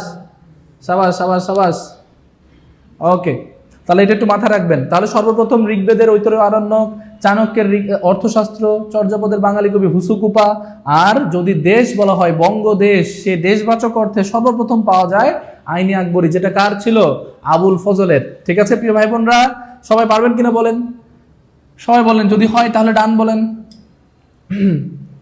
হয়ে গেলে ডান, লেট করা যাবে না কিন্তু আজকে। হয়ে গেলে ডান, ভোলা থেকে দেখছেন একজন ভাই, সাবাস। ওকে, তাহলে আশা করছি সবার ডান, মাশাআল্লাহ। এই যে মেশকাত, আমি একটু পড়ি, অনেকক্ষণ তো পড়ালাম। মেশকাত আহমেদ ভাই আছেন আমাদের সাথে, ডান বলেছেন। আজিজুল হক জাহান মিষ্টি আছেন আমাদের সাথে আছেন হাসান মাহমুদ মনির, আব্দুল আলিম জিএসপি আছেন আমাদের সাথে, আর সাগর, ঠিক আছে। সেতু সরকার আমাদের সাথে, জয়নাল হোসেন আছে আমাদের সাথে, ফারিয়া জান্নাত বোন আমাদের সাথে আছেন, মাহমুদা খাতুন আছেন আমাদের সাথে, রাসেল বিন আব্দুল খালেক গতকালকেও ছিলেন, মোস্ট প্রবাবলি, নামটা চেনা লাগছে।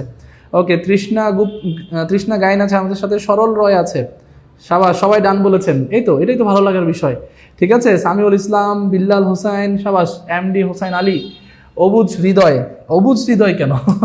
হৃদয়টা এখন অবুজ হলে পরীক্ষায় কেমনে চান্স পাবেন বলেন? হৃদয়টাকে তো শক্ত করতে হবে, তাই না?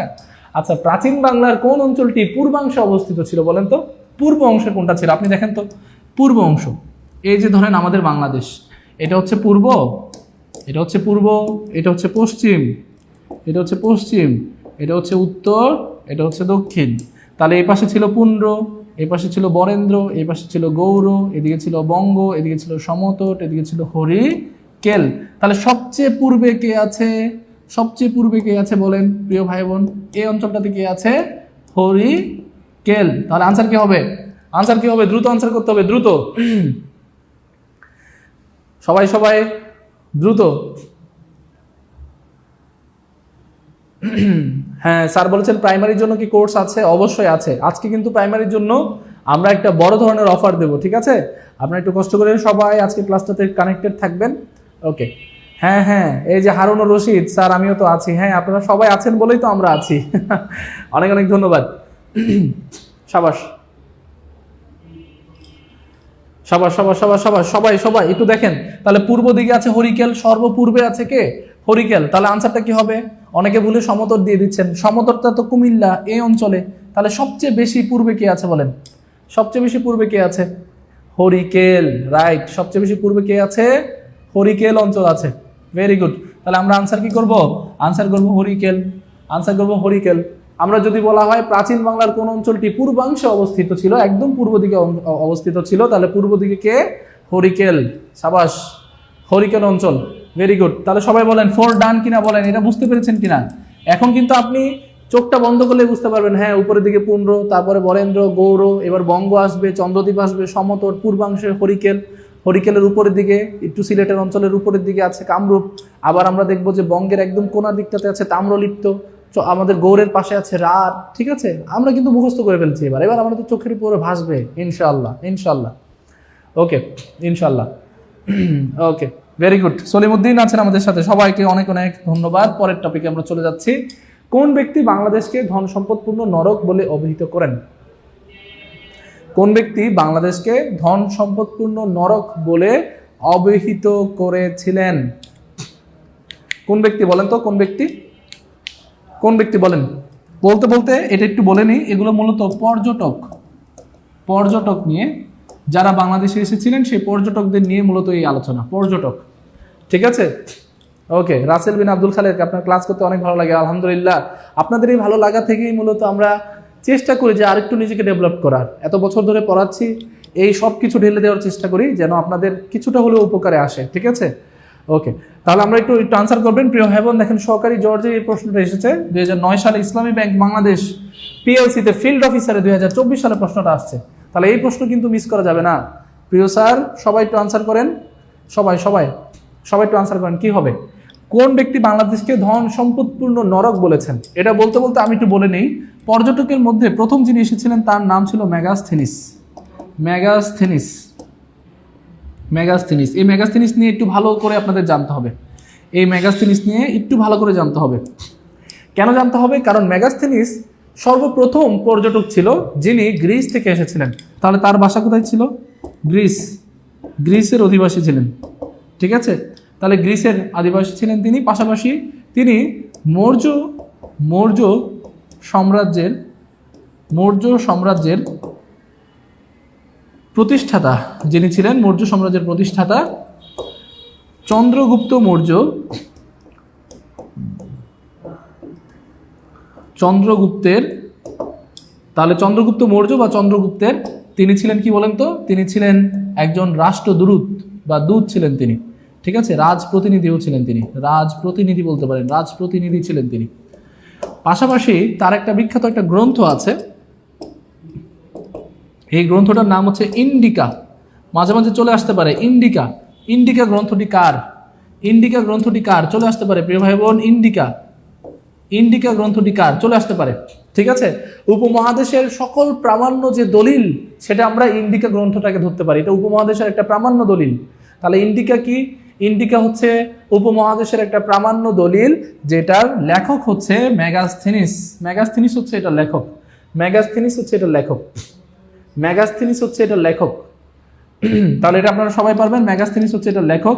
গ্রিসের আদিবাসী ছিলেন তিনি এবং মৌর্য সাম্রাজ্যের প্রতিষ্ঠাতা চন্দ্রগুপ্ত মৌর্যের রাজপ্রতিনিধি ছিলেন তিনি, এবং তার গ্রন্থের নাম হচ্ছে ইন্ডিকা। এবং আমরা যদি বলি সর্বপ্রথম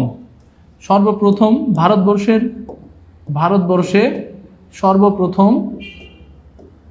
সর্বপ্রথম পর্যটক তিনি। তাহলে পর্যটক তিনি, তাহলে ভারতবর্ষের সর্বপ্রথম পর্যটক বা পর্যটন করেছিলেন, এখানে অবস্থা নিয়ে লিখে গিয়েছেন, এমন একজন ব্যক্তিত্ব মেগাসথেনিস। সবাই ডান কিনা বলবেন? মেগাসথেনিস ডান। তাহলে আমরা নতুনটাতে চলে যাব। সবাই একটু বলেন মেগাসথেনিস, মেগাসথেনিস ডান কিনা বলেন প্রিয় ভাই বোন, সবাই একটু বলতে হবে মেগাসথেনিস ডান কিনা। মেগাসথেনিস ডান। এবার আমরা মেগাসথেনিসের পরে যেটা নিয়ে একটু আলোচনা করব সেটা হচ্ছে ফাহিয়েন। এই যে প্রথমটা, 1 নম্বরটা নিয়ে একটু আলোচনা করব, ফাহিয়েন। ফাহিয়েন, ফাহিয়েন নিয়ে একটু আলোচনা করব। ফাহিয়েন, এই ফাহিয়েন নিয়ে যা আলোচনা করি তাই কম, কারণ ফাহিয়েন ছিল প্রথম চৈনিক পরিব্রাজক। প্রথম, এটা এভাবে না লিখলে এভাবে লিখি যে ভারতবর্ষে ভারতবর্ষে আগমনকারী প্রথম চৈনিক পরিব্রাজক। ঠিক আছে, প্রথম চৈনিক ছিলেন তিনি। চৈনিক মানে তো বুঝেন কোন দেশ থেকে এসেছে ভাই? অবশ্যই কিন্তু চীন দেশ থেকে এসেছে। স্যার সবাই বুঝতে পেরেছেন এটা? ডান ডান ডান, সাবাস। আনোয়ার হোসেন ডান বলেছেন, সাগর ভাই আমাদের ডান বলেছেন, আমাদের শামসুর নাহার বোন আমাদের বলেছেন ডান, সাবাস, ভেরি গুড। আরশি বোন আমাদের বলছেন ডান। ওকে, তাহলে ফা হিয়ান তিনি চীন দেশ থেকে এসেছেন এবং ভারতবর্ষে আগমনকারী প্রথম চৈনিক পরিব্রাজকের নাম হচ্ছে ফা হিয়ান। ঠিক আছে, ফা হিয়ান, ভেরি গুড। সবাই ডান বলছেন, মাশাআল্লাহ মাশাআল্লাহ, ভেরি গুড। কার সময় এসেছিলেন বলেন তো? তিনি এসেছিলেন কার সময়কালে? দ্বিতীয় চন্দ্রগুপ্ত। দ্বিতীয়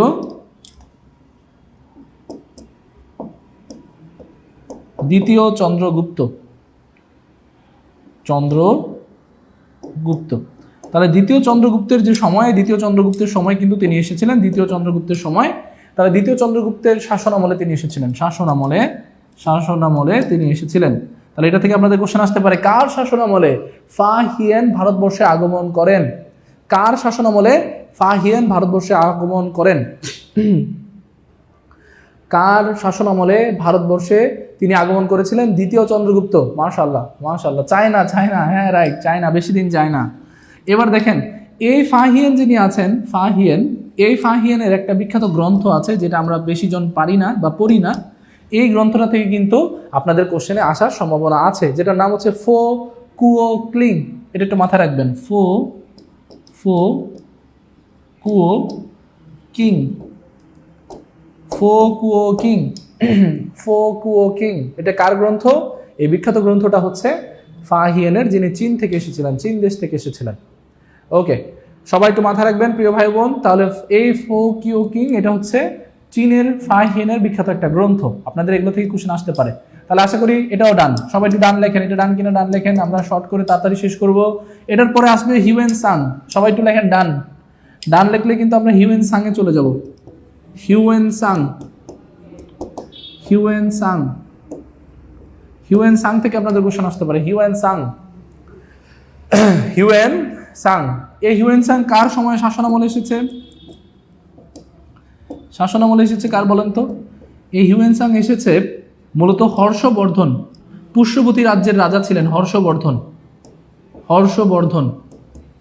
যিনি শশাঙ্কের মৃত্যুর পরে ক্ষমতা দখল করেছিলেন। এই হর্ষবর্ধন, শশাঙ্ক তার পূর্বের অর্থাৎ হর্ষবর্ধনের আগে যে রাজা ছিল, পুষ্যবতী রাজ্যের রাজা, তার নাম ছিল রাজ্যবতী, তাকে হত্যা করেছিল এবং পরবর্তীতে হর্ষবর্ধন সেই ক্ষমতা দখল করে এবং পরবর্তীতে যখন শশাঙ্ক মারা যায়, শশাঙ্ক মৃত্যুর পরে হর্ষবর্ধন পুরোটার ক্ষমতা দখল করেছিল গৌড়ের।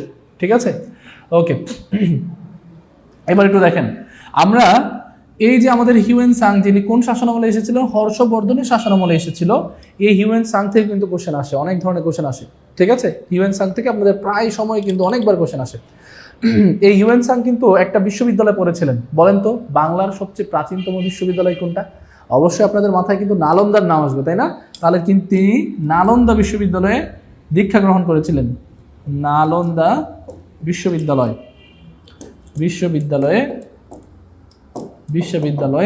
তিনি দীক্ষা গ্রহণ করেছিলেন, যেখানে শিলভদ্রের মতো বড় বড় টিচাররা ছিলেন। ঠিক আছে, তারপর হচ্ছে যেখানে আপনারা দেখবেন যে চাণক্যের মতো বড় বড় টিচাররা ছিলেন সেই অঞ্চলে, বা তারা সেইটাতে এই তক্ষশিলা বা এই অঞ্চলটাতে নালন্দা এগুলোতে তারা টিচার হিসেবে ছিলেন। ঠিক আছে, ভেরি গুড। হর্ষবর্ধন। জাকারিয়া আহমেদ ভাই বলেছেন হর্ষবর্ধন। ওকে, এমএসটি ববি বলেছেন হর্ষবর্ধন। মাশাআল্লাহ। নালন্দা বলেছেন অভিষেক বড়ুয়া, ভেরি গুড।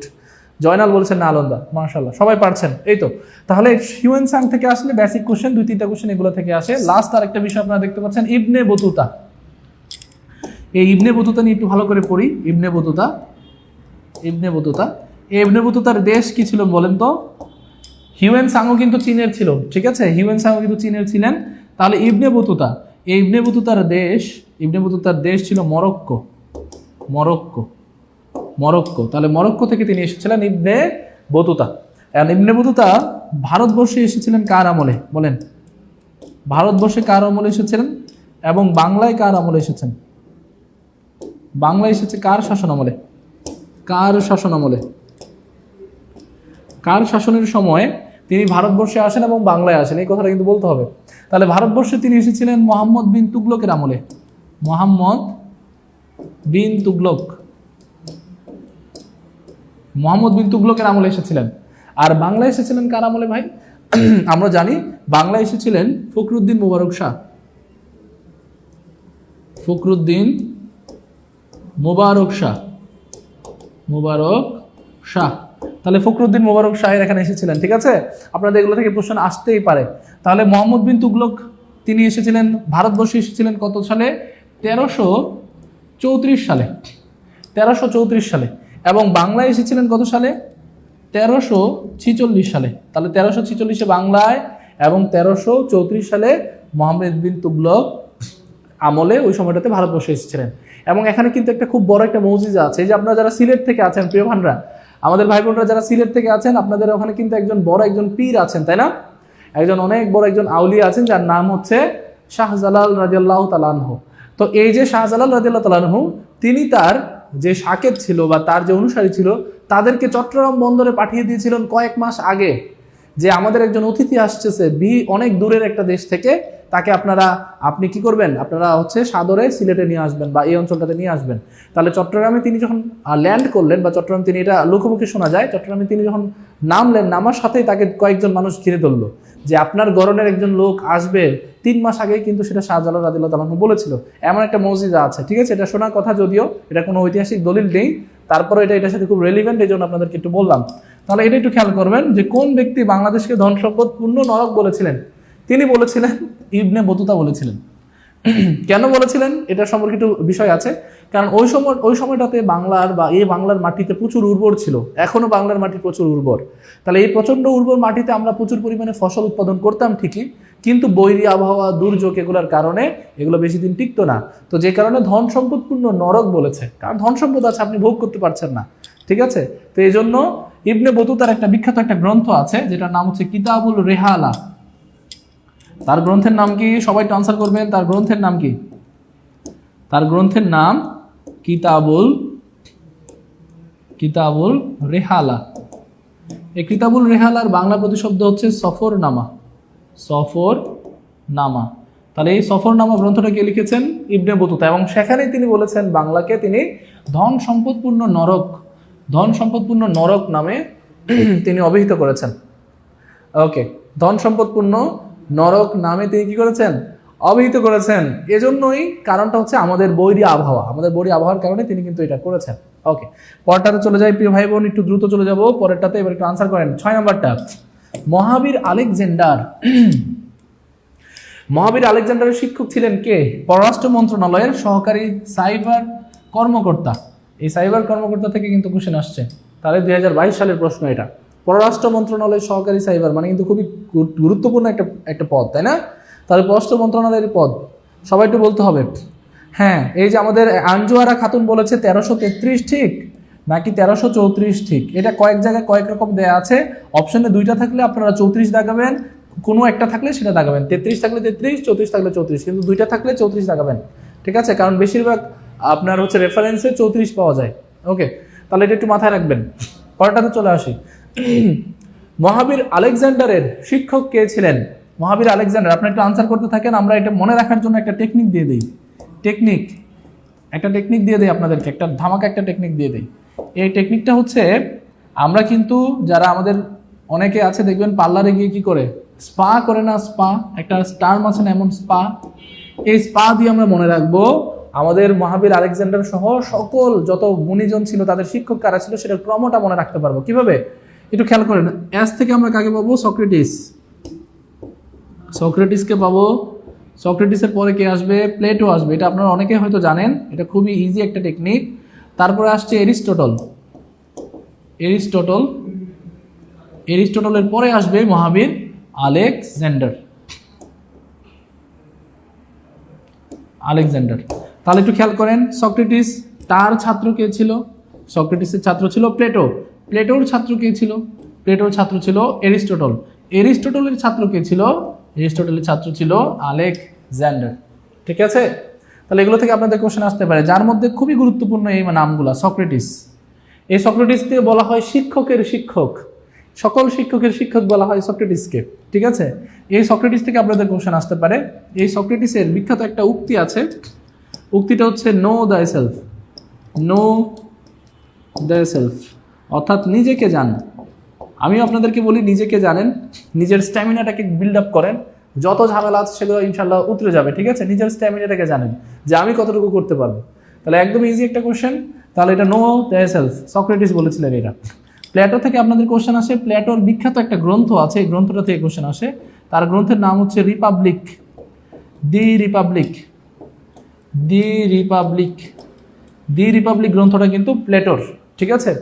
এই প্লেটো থেকে কিন্তু আপনাদের কোশ্চেন আসে। তাহলে দি রিপাবলিক গ্রন্থের রচয়িতাকে, রচয়িতা হচ্ছে প্লেটো, ঠিক আছে? তারপর এই পাশে আপনারা পাবেন কে দেখেন তো, এই পাশে আপনারা পাবেন এরিস্টটলকে। এরিস্টটল তো কি বলবো, এরিস্টটল একাধারে তিনি প্রাণীবিদ্যা, প্রাণীবিদ্যা, তারপর হচ্ছে রাষ্ট্রবিজ্ঞান, রাষ্ট্রবিজ্ঞান, পাশাপাশি দেখবেন যুক্তিবিদ্যা, এই সব কিছুর জনক তিনি, যুক্তিবিদ্যা, এই সব কিছুর তিনি জনক, তিনি হচ্ছেন এরিস্টটল। পাশাপাশি এরিস্টটল একটা খুব গুরুত্বপূর্ণ একটা গ্রন্থ আছে, এই গ্রন্থটার নাম কি বলেন তো? এই গ্রন্থটার নাম হচ্ছে দি পলিটিক্স, দি পলিটিক্স, দি পলিটিক্স হচ্ছে তার গ্রন্থ, দি পলিটিক্স হচ্ছে তার গ্রন্থ, ঠিক আছে? আর মহাবীর আলেকজান্ডার, তার কথা তো না বললেই নয়, তিনি খ্রিস্টপূর্ব 327 অব্দে ভারতবর্ষ আক্রমণ করেন এবং মেসিডনের রাজা ফিলিপসের পুত্র ছিলেন এই আলেকজান্ডার, তাই না? পরবর্তী 300 খ্রিস্টপূর্ব 322, খ্রিস্টপূর্ব 322-এর দিকে তিনি যখন ব্যাবিলনে ফিরে যাচ্ছিলেন, এই ব্যাবিলনে ফিরে যাওয়ার পথে তিনি কি করেন? মৃত্যুবরণ করেন। আমার খুব গুরুত্বপূর্ণ একজন ব্যক্তিত্ব মনে হয় এই আলেকজান্ডারকে। আলেকজান্ডার একটা উক্তি আমাকে সবসময় মোটিভেট করে, মূলত লিডারশিপ নিয়ে তার একটা উক্তি। তিনি একসময় বলেছিলেন এভাবে যে, আমি সেই সিংহের পালকে ভয় পাই না যাকে নেতৃত্ব দেয় একটা ভেড়া, কিন্তু আমি সেই ভেড়ার পালটাকে ভয় পাই যাকে নেতৃত্ব দেয় একটা সিংহ। তাহলে এই যে নেতৃত্ব গুণাবলী, নেতৃত্ব গুণাবলীটা নিয়ে কিন্তু মূলত এই কথাটা বলেছিলেন আমাদের আলেকজান্ডার। তাহলে এটা একটু মাথায় রাখবেন, এটা একটু মাথায় রাখবেন। ওই সময় যারা দার্শনিক ছিল তাদেরকে বলা হতো সোফিস্ট, এটা কিন্তু মাঝে মাঝে চলে আসে। সোফিস্ট কাদের বলা হতো? ওই প্রাচীন দার্শনিক যারা ছিল, প্রাচীন সময়ে দার্শনিকদের বলা হতো কি? দার্শনিকদের বলা হতো সোফিস্ট। প্রিয় ভাই বোনরা সবাই ক্লিয়ার কিনা একটু বলবেন তো? সবাই একটু বলবেন কিন্তু ক্লিয়ার কিনা। সবাই ক্লিয়ার হলে বলেন 6 ডান, 6 ডান বলেন সবাই, সবাই বলেন 6 ডান, 6 ডান, 6 ডান। তাহলে আনসার কি হবে? আনসার হবে অবশ্যই সক্রেটিস। আলেকজান্ডারের গৃহ শিক্ষক ছিলেন সক্রেটিস। ওকে, মাশাআল্লাহ মাশাআল্লাহ, এটাই দরকার আপনাদের। এই যে গুরুত্বপূর্ণ একটা মোমেন্টে আপনারা যে খুব অ্যাক্টিভলি রেসপন্স করছেন, এটা অনেক বেশি, এটাই দরকার। ওকে প্রিয় ভাই বোন, পরেরটাতে চলে যাই আমরা। ইজি কোশ্চেনগুলো শেষ করে ফেললাম, এবার চলে যাই আমরা ভারতের উপমহাদেশের প্রথম সাম্রাজ্যের নাম কি? দেখে আনসার করেন। বেগম রোকেয়া বিশ্ববিদ্যালয়ে কোশ্চেনটা আসছিল, একই কোশ্চেন আপনাদের 10 থেকে 20তম গ্রেডে কিন্তু এই কোশ্চেনটা আসতে পারে। পাশাপাশি আপনারা যারা প্রাইমারি প্রিপারেশন নিচ্ছেন, যারা নিবন্ধনের প্রিপারেশন নিচ্ছেন, তাদের জন্য কিন্তু এটা খুবই গুরুত্বপূর্ণ। তাহলে একটু চলে আসি আমাদের মূল টপিকে। ভারতের উপমহাদেশের মধ্যে সবচেয়ে প্রথম সাম্রাজ্যের নাম কি? প্রথম সাম্রাজ্যের নাম কি? আনসার করবেন। শাবাশ, 6 ডান বলেছেন ফারজান আক্তার। আকবর হোসেন বলেছেন 6 ডান। রাসেল বিন আব্দুল খালেক বলেছেন আলহামদুলিল্লাহ। খাদিজা আক্তার বলেছেন তথ্যবহুল ক্লাস, অনেক ধন্যবাদ। তারপর দিদারুল ইসলাম বলেছেন চ কি আবার? আচ্ছা, তারপরে আমাদের জামিলা খাতুন অলরেডি আনসার করা শুরু করেছেন, আলহামদুলিল্লাহ, ডান বলেছেন অনেকে। ওকে, তাহলে আমরা একটু মাথায় রাখবো ভারতীয় উপমহাদেশের প্রথম সাম্রাজ্যের নাম কি, একটু একটা একটা করে বলে আসি। আমরা একটা টেকনিক পড়েছিলাম লাস্ট ক্লাসে, যারা ছিলেন তারা কিন্তু পেয়েছেন, আজকে আমরা আবার নতুন করে দিচ্ছি। আমরা ক্রম মনে রাখার একটা টেকনিক পড়েছিলাম, সেটা হচ্ছে মৌ গুপ্ত গড়ের পাশে, এটা দিয়ে আমরা মনে রাখবো কি? মৌ থেকে আমরা মনে রাখবো মৌর্য সাম্রাজ্য। তাহলে মৌর্য সাম্রাজ্য। তারপরে আমরা মৌর্য সাম্রাজ্যটা মনে রাখবো। গুপ্ত থেকে, এটা তো আর বলার কোনো অবকাশই রাখে না যেটা গুপ্ত সাম্রাজ্য হবে। গড় থেকে, ধরেন একজন মৌ কি করেছে? একটা গুপ্ত ঘরের পিছনে লুকিয়ে আছে, তাকে ডিপ জল দৌড়ানো দিয়েছে, ঠিক আছে? এই ভয়ে সে কি করলো? একটা ঘরের পাশে লুকিয়ে আছে। তাহলে মৌ গুপ্ত ঘরের পাশে, এটা দিয়ে আমরা মনে রাখবো। গড়ের থেকে মনে রাখবো গৌরব। তাহলে ক্রমটা আপনারা মনে রাখতে পারবেন, গৌরব। পা থেকে আমরা মনে রাখবো পাল, পা থেকে কি মনে রাখবো? পাল, ঠিক আছে? সে থেকে মনে রাখবো আমরা সেন, কি মনে রাখবো? সেন। তাহলে ক্রমটা এভাবে হবে, মৌর্য, মৌর্যের পরে গুপ্ত, গুপ্তের পরে গৌড়, গৌড়ের পরে পাল, পালের পরে সেন। সবাই ক্লিয়ার? সবাই একটু বলেন তো টেকনিকটা ক্লিয়ার কিনা? ক্রমটা মনে থাকবে? এই যে ক্রম, যেটা ক্রমান্বয়ে কার পরে কে আসবে, কার পরে কে আসবে, এটা কি মনে থাকবে? মৌ গুপ্ত ঘরের পাশে, এই ক্রমটা কি আপনাদের মনে থাকবে? প্রিয় ভাই বোন সবাই একটু বলবেন, সবাই একটু বলবেন। ওকে, দুঃখিত দুঃখিত, আপনাদের এটা এটা এটা হয়তো বা একটু ঝামেলা হয়েছে। আমরা কি বলেছিল, আলেকজান্ডারের শিক্ষক কে ছিল? আলেকজান্ডারের শিক্ষক তো অবশ্যই এরিস্টটল হবে। দুঃখিত, আমরা প্রথম ভেবেছিলাম, আমরা প্রশ্নটাতে ভুল করেছি, আলেকজান্ডার অবশ্যই এরিস্টটল হবে। আমরা পড়েছিলাম না স্পা, তাহলে এটা তো ভুল হওয়ার কোনো সুযোগই নাই, অবশ্যই আলেকজান্ডার আগে এরিস্টটল হবে। ধন্যবাদ সবাইকে, ধন্যবাদ, ধন্যবাদ সবাইকে। এটা আনসারটা এরিস্টটল হবে। তাহলে পরেরটাতে চলে যাই, পরেরটাতে চলে যাই। আমরা যেটা বলছিলাম, উপমহাদেশের মধ্যে কি দিয়ে শিখেছিলাম? মৌ গুপ্ত ঘরের পাশে, মৌ গুপ্ত ঘরের পাশে, পাশে। তাহলে এটা দিয়ে আমরা কি পড়েছিলাম? মৌর্য, মৌর্য পড়েছিলাম। মৌর্যের পরে কি আসবে? গুপ্ত আসবে। গুপ্তর পরে কে আসবে? গৌড় আসবে, গৌড় আসবে। আর কে আসবে প্রিয় ভাই বোন সবাই বলেন তো? পাল আসবে আর সেন আসবে। তাহলে এই যে ক্রমটা, এই ক্রমটা কিন্তু মাথায় রাখতে হবে। সবাই বলেন তো ক্লিয়ার কিনা প্রিয় ভাই বোন? ক্লিয়ার ক্লিয়ার ক্লিয়ার, সবাই ক্লিয়ার? ভেরি গুড, সবাই ক্লিয়ার প্রিয় ভাই বোন? সবাই ক্লিয়ার? ওকে ওকে, মৌ গুপ্ত ঘরের পাশে, মৌ গুপ্ত ঘরের পাশে, রাইট, ঠিক আছে। এটা আশা করি আমরা সবাই পারবো ইনশাল্লাহ। ওকে ওকে, তারপরটাতে চলে আসি আমরা। ভারতীয় উপমহাদেশের প্রথম যে সাম্রাজ্য, তাহলে কোনটা? মৌর্য সাম্রাজ্য। এটা নিয়ে একটু আলোচনা করা যাক। মৌর্য সাম্রাজ্য একটু খেয়াল করেন। ভারতীয় উপমহাদেশের এই মৌর্য সাম্রাজ্যটা মূলত কোন অঞ্চলটা নিয়ে বিস্তৃত ছিল? এটা হচ্ছে ভারত। এই ভারত সহ এই অঞ্চল, যেটা পাকিস্তান, পাকিস্তান পাশাপাশি এই পাশে আছে নেপাল, আর এই পাশে আছে ভুটান, আর এদিকে মিয়ানমারের বার্মার কিছু অংশ। এই পুরোটা অঞ্চল নিয়ে পাশাপাশি চীনেরও কিছু হিমবাহর অঞ্চল, এদিকে আফগানিস্তানের কিছু অঞ্চল, এই পুরোটা অঞ্চল নিয়ে মূলত ছিল একটা সময়ে আমরা জানি ভারতীয় উপমহাদেশ, ঠিক আছে।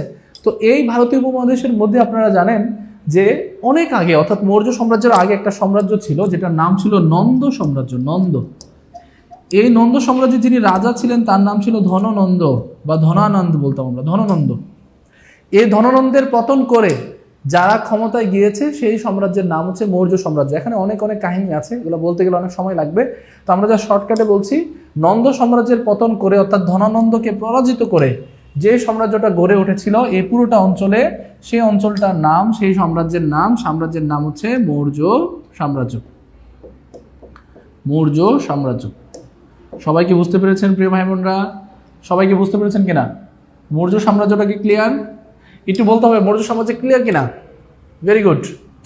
তাহলে মৌর্য সাম্রাজ্যটা একটু ভালো করে পড়বো আমরা। এই মৌর্য সাম্রাজ্যের মধ্যে মৌর্য সাম্রাজ্যের প্রতিষ্ঠাতাটা খুব গুরুত্বপূর্ণ। প্রতিষ্ঠাতা হচ্ছে চন্দ্রগুপ্ত মৌর্য। চন্দ্রগুপ্ত মৌর্য, চন্দ্রগুপ্ত মৌর্য, ঠিক আছে। প্রতিষ্ঠিত হয়েছিল কোন সাম্রাজ্যকে পতন করে? নন্দ সাম্রাজ্য। তাহলে নন্দ যে সাম্রাজ্য ছিল, নন্দ সাম্রাজ্যের পতনের মাধ্যমে প্রতিষ্ঠিত হয়। তাহলে নন্দ সাম্রাজ্যটাকে আমরা জানি হারিয়ে দিয়ে, এই ধননন্দকে হারিয়ে দিয়ে যে সাম্রাজ্যটা প্রতিষ্ঠিত হয়েছিল, যেটার নামই হচ্ছে মৌর্য সাম্রাজ্য। এবং এই মৌর্য সাম্রাজ্যের মধ্যে আপনাদেরকে একটু বলতে হবে, কিন্তু মৌর্য সাম্রাজ্যের মধ্যে সবচেয়ে গুরুত্বপূর্ণ একজন ব্যক্তিত্ব আছে যার নাম হচ্ছে চাণক্য। এই চাণক্যকে আমরা পেয়েছি মৌর্য সাম্রাজ্যের প্রধানমন্ত্রী অথবা প্রধান উপদেষ্টা হিসেবে। প্রধানমন্ত্রী অথবা প্রধান উপদেষ্টা। তাহলে রাজার প্রধান উপদেষ্টা হিসেবে আমরা কাকে পেয়েছি? চাণক্যকে পেয়েছি, যার অর্থশাস্ত্র কিন্তু খুবই খুবই ভাইরাল, তাই না? ভাইরাল বলতে আপনাদের এটা পরীক্ষাতে আসে প্রচুর পরিমাণে। ওকে, তাহলে এটা একটু আমরা মাথায় রাখবো। প্রতিষ্ঠাতা চন্দ্রগুপ্ত মৌর্য, নন্দ সাম্রাজ্যের পতনের মাধ্যমে এটা হয়েছে। চাণক্য প্রধানমন্ত্রী ছিলেন ওই সময়টাতে। পাশাপাশি এই চন্দ্রগুপ্তের পুত্রের নাম ছিল বিন্দুসার। কিন্তু বিন্দুসার থেকে কিন্তু কোনো কোশ্চেন আসে না। কোশ্চেন আসবে বিন্দুসারের পুত্র থেকে, যার নাম ছিল সম্রাট অশোক। সেই সম্রাট অশোক থেকে আমরা পড়বো। ওকে, সবাই একটু বলবেন সম্রাট সম্রাট অশোক থেকে আমরা একটু পড়াশোনা করব। সবাই বলবেন এত ক্লিয়ার কিনা। সম্রাট অশোক থেকে একটু পড়াশোনা করব। এই মৌর্যগুপ্তের রাজধানী ছিল পাটালিপুত্র, ঠিক আছে? রাজধানীটা একটু লিখে রাখেন, মাঝে মাঝে চলে আসতে পারে যে রাজধানী কোথায় ছিল, পরে বলবেন যে মইনসান পড়ায় নাই। রাজধানী ছিল পাটালিপুত্র, পাটালিপুত্র, এই পাটালিপুত্র ছিল তার রাজধানী, ঠিক আছে?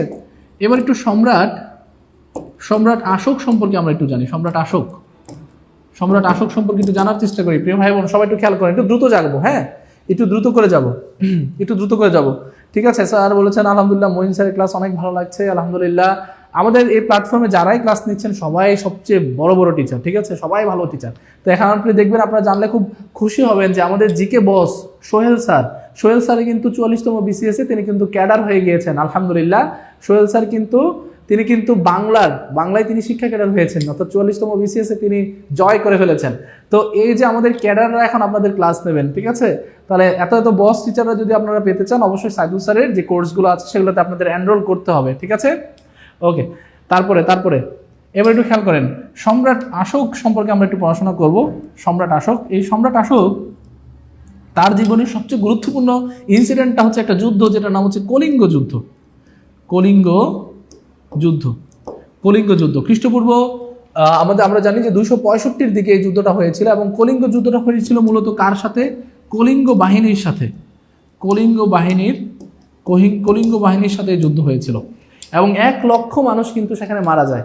একটু খেয়াল করেন, সম্রাট অশোক 1 লক্ষ মানুষ মেরে ফেলার পরে তার ভিতরে একটা অনুশোচনা কাজ করছে, আর একটু বেশি মেরে ফেলছে, ঠিক আছে? হয়তোবা আমি এখন যেই ধর্মে আছি সেটা হয়তো আমাকে রক্তপাত শিখাচ্ছে, এমন তার হচ্ছে মাইন্ড সেট আপ ছিল, যে কারণে সে তার ধর্মটাকে চেঞ্জ করে, সম্রাট অশোক সে কি করেছে, সে হচ্ছে এই কলিঙ্গ যুদ্ধ থেকে তার একটা শিক্ষা নিয়ে সে তার ধর্মটা পরিবর্তন করে, সে বৌদ্ধ ধর্ম গ্রহণ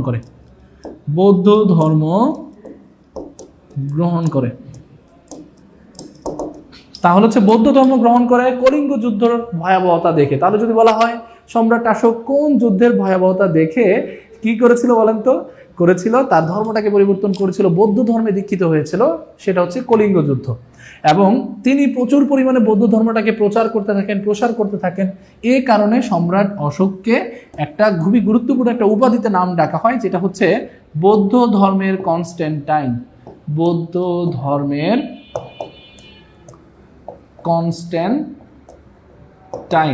এখন আপনি বলতে পারেন যে স্যার কনস্ট্যান্টাইন আবার কি, এটা কোথা থেকে আসলো? কনস্ট্যান্টাইন মূলত ছিল একজন রোমান রাজা, যে রোমান রাজা প্রচুর পরিমাণে খ্রিস্টান ধর্মটাকে স্প্রেড করেছিলেন, বাড়িয়েছিলেন, অনেক বড় করে তুলেছিলেন। আর ঠিক একই জায়গাতে বৌদ্ধ ধর্মটাকে আমরা জানি যে অনেক বড় করেছেন বা অনেক প্রসার করেছেন সম্রাট অশোক। তাই সম্রাট অশোককে আমরা নাম দিয়েছি বৌদ্ধ ধর্মের কনস্ট্যান্টাইন। সবাই ক্লিয়ার কিনা একটু বলবেন তো? সবাই একটু বলবেন যে সবাই ক্লিয়ার কিনা বলবেন। সবাই একটু বলবেন মৌর্য ক্লিয়ার কিনা। প্রিয় ভাই বোন, মৌর্য ক্লিয়ার কিনা একটু বলবেন। আমি তো আপনাদের নামগুলো একটু পড়ি, নামগুলো পড়তে এত ঝামেলা হচ্ছে কেন আজকে, এত দূরে নামগুলা। আবিষক বারুয়া বলেছেন আমিও কক্সবাজার থেকে। আচ্ছা, কক্সবাজার থেকে অনেকে আছেন, আর সাগর আছেন, মাশাআল্লাহ। কক্সবাজার বাংলাদেশের সবচেয়ে সুন্দর একটা এলাকা। আচ্ছা, ওকে। সম্রাট অশোক ছিলেন বৌদ্ধ ধর্মের কনস্ট্যান্টাইন, ভেরি গুড। তাহলে কনস্ট্যান্টাইনটা একটু ভালো করে পড়বেন, এটা থেকে আপনাদের কোশ্চেন আসতে পারে, ঠিক আছে? পরেরটাতে আমরা চলে যাই। ওকে, তারপরেরটাতে চলে যাই। মেঘদূত কাব্য কার লেখা? প্রিয় ভাই বোন সবাই একটু বলতে হবে, মেঘদূত কাব্য কার লেখা? Very good. মেঘদূত কাব্য কার লেখা? এটা সরকারি মাধ্যমিক বিদ্যালয় সহকারী শিক্ষক 2006 এসেছে। তাহলে আপনারা যারা প্রাইমারি নিবন্ধনের প্রিপারেশন নিচ্ছেন তাদের জন্য কিন্তু প্রিয় ভাই বোন এটা কিন্তু খুবই গুরুত্বপূর্ণ, খুবই গুরুত্বপূর্ণ। এটাকে আনোয়ার জি স্যার, বিউটিফুল, আলহামদুলিল্লাহ। আপনাদের জন্য একটা শীট রেডি করা হয়েছে। আমি যদি শীটটা আপনাদেরকে দেখাতে পারতাম খুব ভালো হতো। আপনাদের যে হাইলাইটগুলো আছে সেগুলোতে নতুন করে আমরা নতুন অনেকগুলো বিষয় আমরা করেছি। শীটগুলো দেখাতে পারলে আপনাদের জন্য ভালো হতো। এই শীটগুলোতে আপনাদের হাইলাইটগুলো, যে লেকচারগুলো আমরা অ্যাড করেছি, যেগুলো আমাদের 4টা লেকচার আপনাদেরকে ফ্রি দেওয়া হবে, এগুলো খুবই দুর্দান্ত হয়েছে আলহামদুলিল্লাহ। এবং সেগুলো আপনারা যদি একটু ভালো করে পড়াশোনা করতে পারেন, আপনাদের একটা না একটা জব হবেই, ঠিক আছে? ইনশাল্লাহ একটা জব হবেই। ওকে, পরেরটাতে চলে আসি আমরা। মেঘদূত কাব্য কার লেখা? আমরা জানি মেঘদূত কাব্যটা কার লেখা, আপনারা একটু কমেন্টে জানিয়ে দেন, আমরা এর মধ্যে চলে আসতেছি, ঠিক আছে? ওকে, এর মধ্যে একটু বলে নেই, হ্যাঁ সবাই একটু এটা আনসার করতে থাকেন, 8 নাম্বারটা একটু আনসার করতে থাকেন, আমরা বলতে থাকি। এটার মধ্যে আমরা জানি যে গুপ্ত সাম্রাজ্য চলে আসবে, গুপ্ত সাম্রাজ্য নিয়ে এবার একটু আমরা পড়াশোনা করব। এই গুপ্ত সাম্রাজ্যের যিনি প্রতিষ্ঠাতা ছিলেন, প্রতিষ্ঠাতা হচ্ছেন শ্রীগুপ্ত হচ্ছে এটার প্রতিষ্ঠাতা। এটা নিয়ে অনেক কনফ্লিক্ট আছে, অনেকে শ্রীগুপ্ত ধরতে চায় না, মূলত শ্রীগুপ্ত হচ্ছেন এটার প্রতিষ্ঠাতা, মহারাজ শ্রীগুপ্ত। পাশাপাশি প্রথম রাজা, তিনি কিন্তু রাজত্ব গ্রহণ করেন নাই, কিন্তু প্রথম রাজা বললে আমরা কাকে বলবো? প্রথম রাজা বললে প্রথম চন্দ্রগুপ্ত। তাহলে প্রথম চন্দ্রগুপ্ত ছিলেন রাজা, ঠিক আছে? প্রথম চন্দ্রগুপ্ত ছিলেন রাজা। ওকে, প্রথম চন্দ্রগুপ্ত ছিলেন রাজা। এবার আমাদের প্রতিষ্ঠাতা পড়লাম শ্রীগুপ্ত, প্রথম রাজা পড়লাম। সবচেয়ে শ্রেষ্ঠ রাজা কে ছিলেন? শ্রেষ্ঠ রাজা ছিলেন সমুদ্রগুপ্ত। এই সমুদ্রগুপ্তকে কি বলা হতো জানেন? সমুদ্রগুপ্তকে বলা হতো ভারতের নেপোলিয়ন বলা হতো। তাহলে ভারতের নেপোলিয়ন বলা হতো কাকে প্রিয় ভাই বোন? আনসার করেন। ভারতের নেপোলিয়ন বলা হতো সমুদ্রগুপ্তকে। গুপ্ত বংশের শ্রেষ্ঠ রাজাকে বলা হতো ভারতের নেপোলিয়ন, ঠিক আছে? ওকে, তাহলে সবাই একটু খুবই গুরুত্বপূর্ণ এই টপিকটা একটু আনসার করবেন। এই গুপ্ত যুগের, ঠিক আছে, গুপ্ত যুগের কালিদাস থেকে কিন্তু আপনাদের কোশ্চেন আসবে, ঠিক আছে? গুপ্ত যুগের কালিদাস থেকে আপনাদের কোশ্চেন আসবে ইনশাআল্লাহ, ঠিক আছে? এবার একটু মাথায় রাখবেন। ভেরি গুড, সবাই রাইট আনসার করছেন। এই গুপ্ত যুগের মধ্যে আপনাদের এই কোশ্চেনগুলো মাঝে মাঝে চলে আসতে পারে। গুপ্ত যুগের প্রতিষ্ঠাতা হচ্ছে শ্রীগুপ্ত বা প্রথম চন্দ্রগুপ্ত, তারপরে আমাদের শ্রেষ্ঠ রাজা হচ্ছে সমুদ্রগুপ্ত, ঠিক আছে? এগুলো থেকে আপনাদের কোশ্চেন আসতে পারে। সমুদ্রগুপ্তকে বলা হয় কি বলা হয় বলেন তো? ভারতের নেপোলিয়ন বলা হয়। ওকে, ভারতের নেপোলিয়ন বলা হয় তাকে। তাহলে আপনাদের একটু মাথায় রাখতে হবে, এই মেঘদূত কাব্যটা রচনা করেছেন মহাকবি কালিদাস। এই মহাকবি কালিদাসকেও কিন্তু ভারতের উইলিয়াম শেক্সপিয়ার বলা হয়। উইলিয়াম শেক্সপিয়ার, ভারতের উইলিয়াম শেক্সপিয়ার বলা হয় তাকে। শেক্সপিয়ার বলা হয় তাকে। এই মহাকবি কালিদাস, তার বিখ্যাত রচনা হচ্ছে মেঘদূত হচ্ছে তার বিখ্যাত রচনা। মেঘদূত হচ্ছে তার বিখ্যাত রচনা। সবাই ডান বলেন, ক্লিয়ার কিনা? সবাই একটু বলেন তো ডান কিনা? তাহলে যদি বলা হয় কালিদাস কোন যুগের বা কোন সাম্রাজ্যের কবি, সবাই একটু বলতে হবে।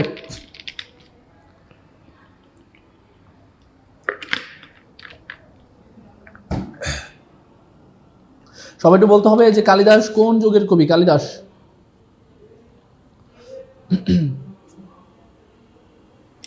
Very good.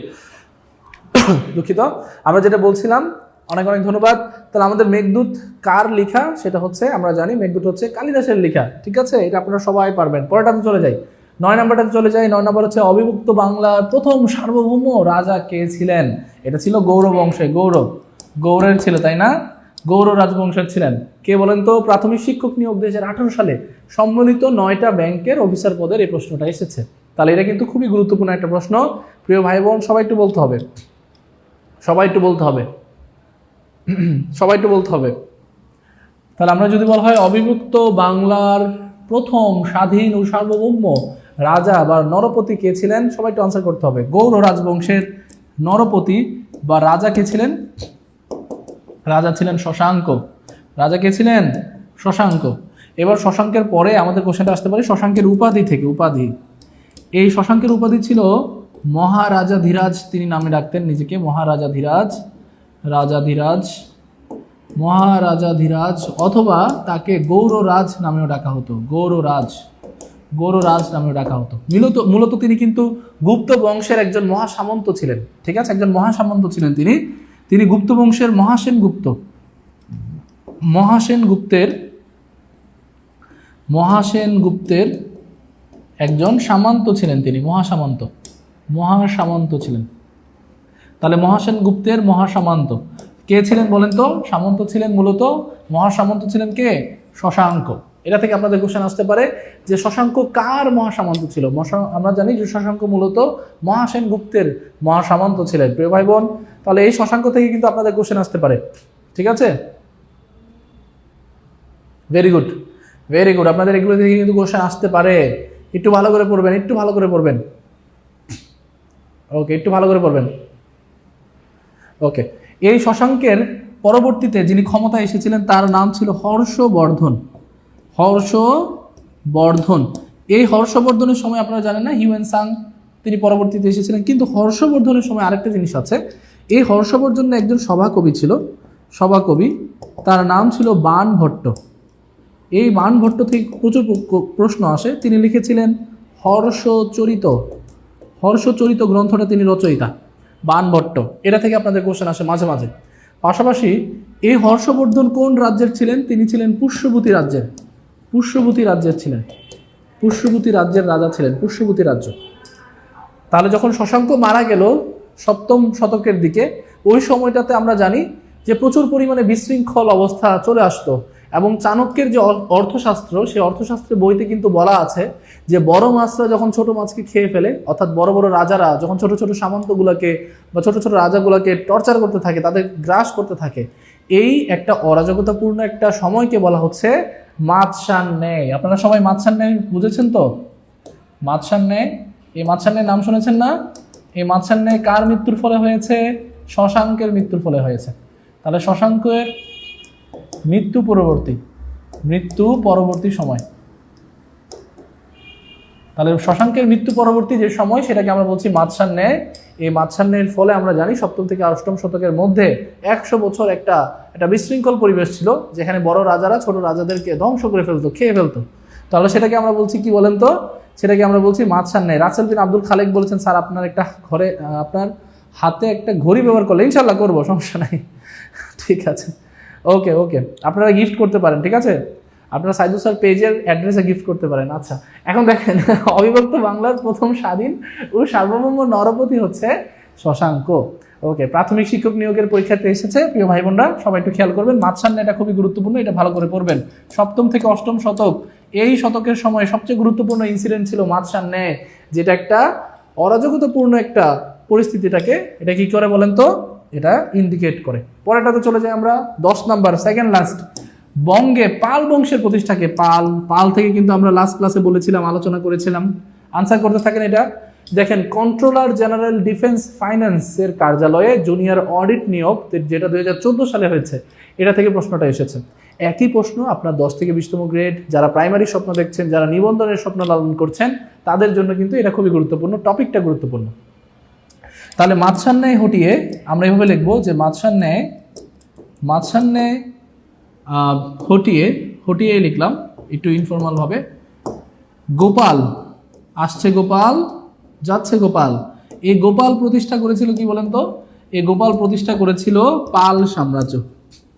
পাল সাম্রাজ্য তিনি স্থাপন করেছিলেন। তাহলে মাৎস্যান্যায়কে হটিয়ে গোপাল প্রতিষ্ঠা করেছিল পাল সাম্রাজ্য, এবং মাৎস্যান্যায়ের মতো বিশাল একটা বিশৃঙ্খল পরিবেশটাকে ট্যাকেল দিয়েছিলেন যিনি, তার নাম হচ্ছে গোপাল। তাহলে তিনি হচ্ছেন প্রতিষ্ঠাতা গোপাল, ঠিক আছে।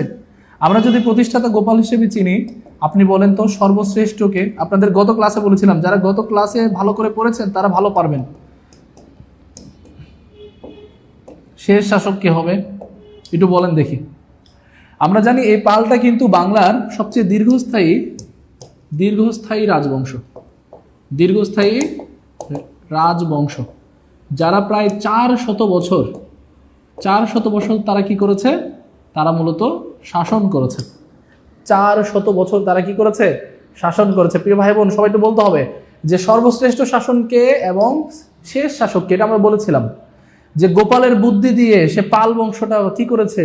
প্রতিষ্ঠা করেছে। বুদ্ধি না থাকলে তো আপনি রাজবংশ প্রতিষ্ঠা করতে পারবেন না। তাহলে এই যে গোপাল আমরা দেখি, এই যে পেটমোটা গোপাল, ঠিক আছে, তার যে কত বুদ্ধি, সেই বুদ্ধি দিয়ে সে কি করেছে? পাল বংশটাকে প্রতিষ্ঠা করেছে। কিন্তু সর্বশ্রেষ্ঠ সেই হবে যে শাসক ধর্মকর্ম মানবে, ধর্মের প্রতি যে ভালো থাকবে, ধর্মটাকে যে মানবে, তাহলে অবশ্যই তার নাম হবে ধর্মপাল। এই যে ইজি, ঠিক আছে। এখন 400 বছরের শাসন যার হাত থেকে ছুটে গেল, তাহলে অবশ্যই সে মদন, তাই না? লাস্ট ক্লাসে বলেছিলাম কিন্তু তাহলে কিন্তু তার নাম হবে মদন পাল। তার নাম কি হবে? মদন পাল। শেষ, এই যে শেষ, ছোট বিষয়।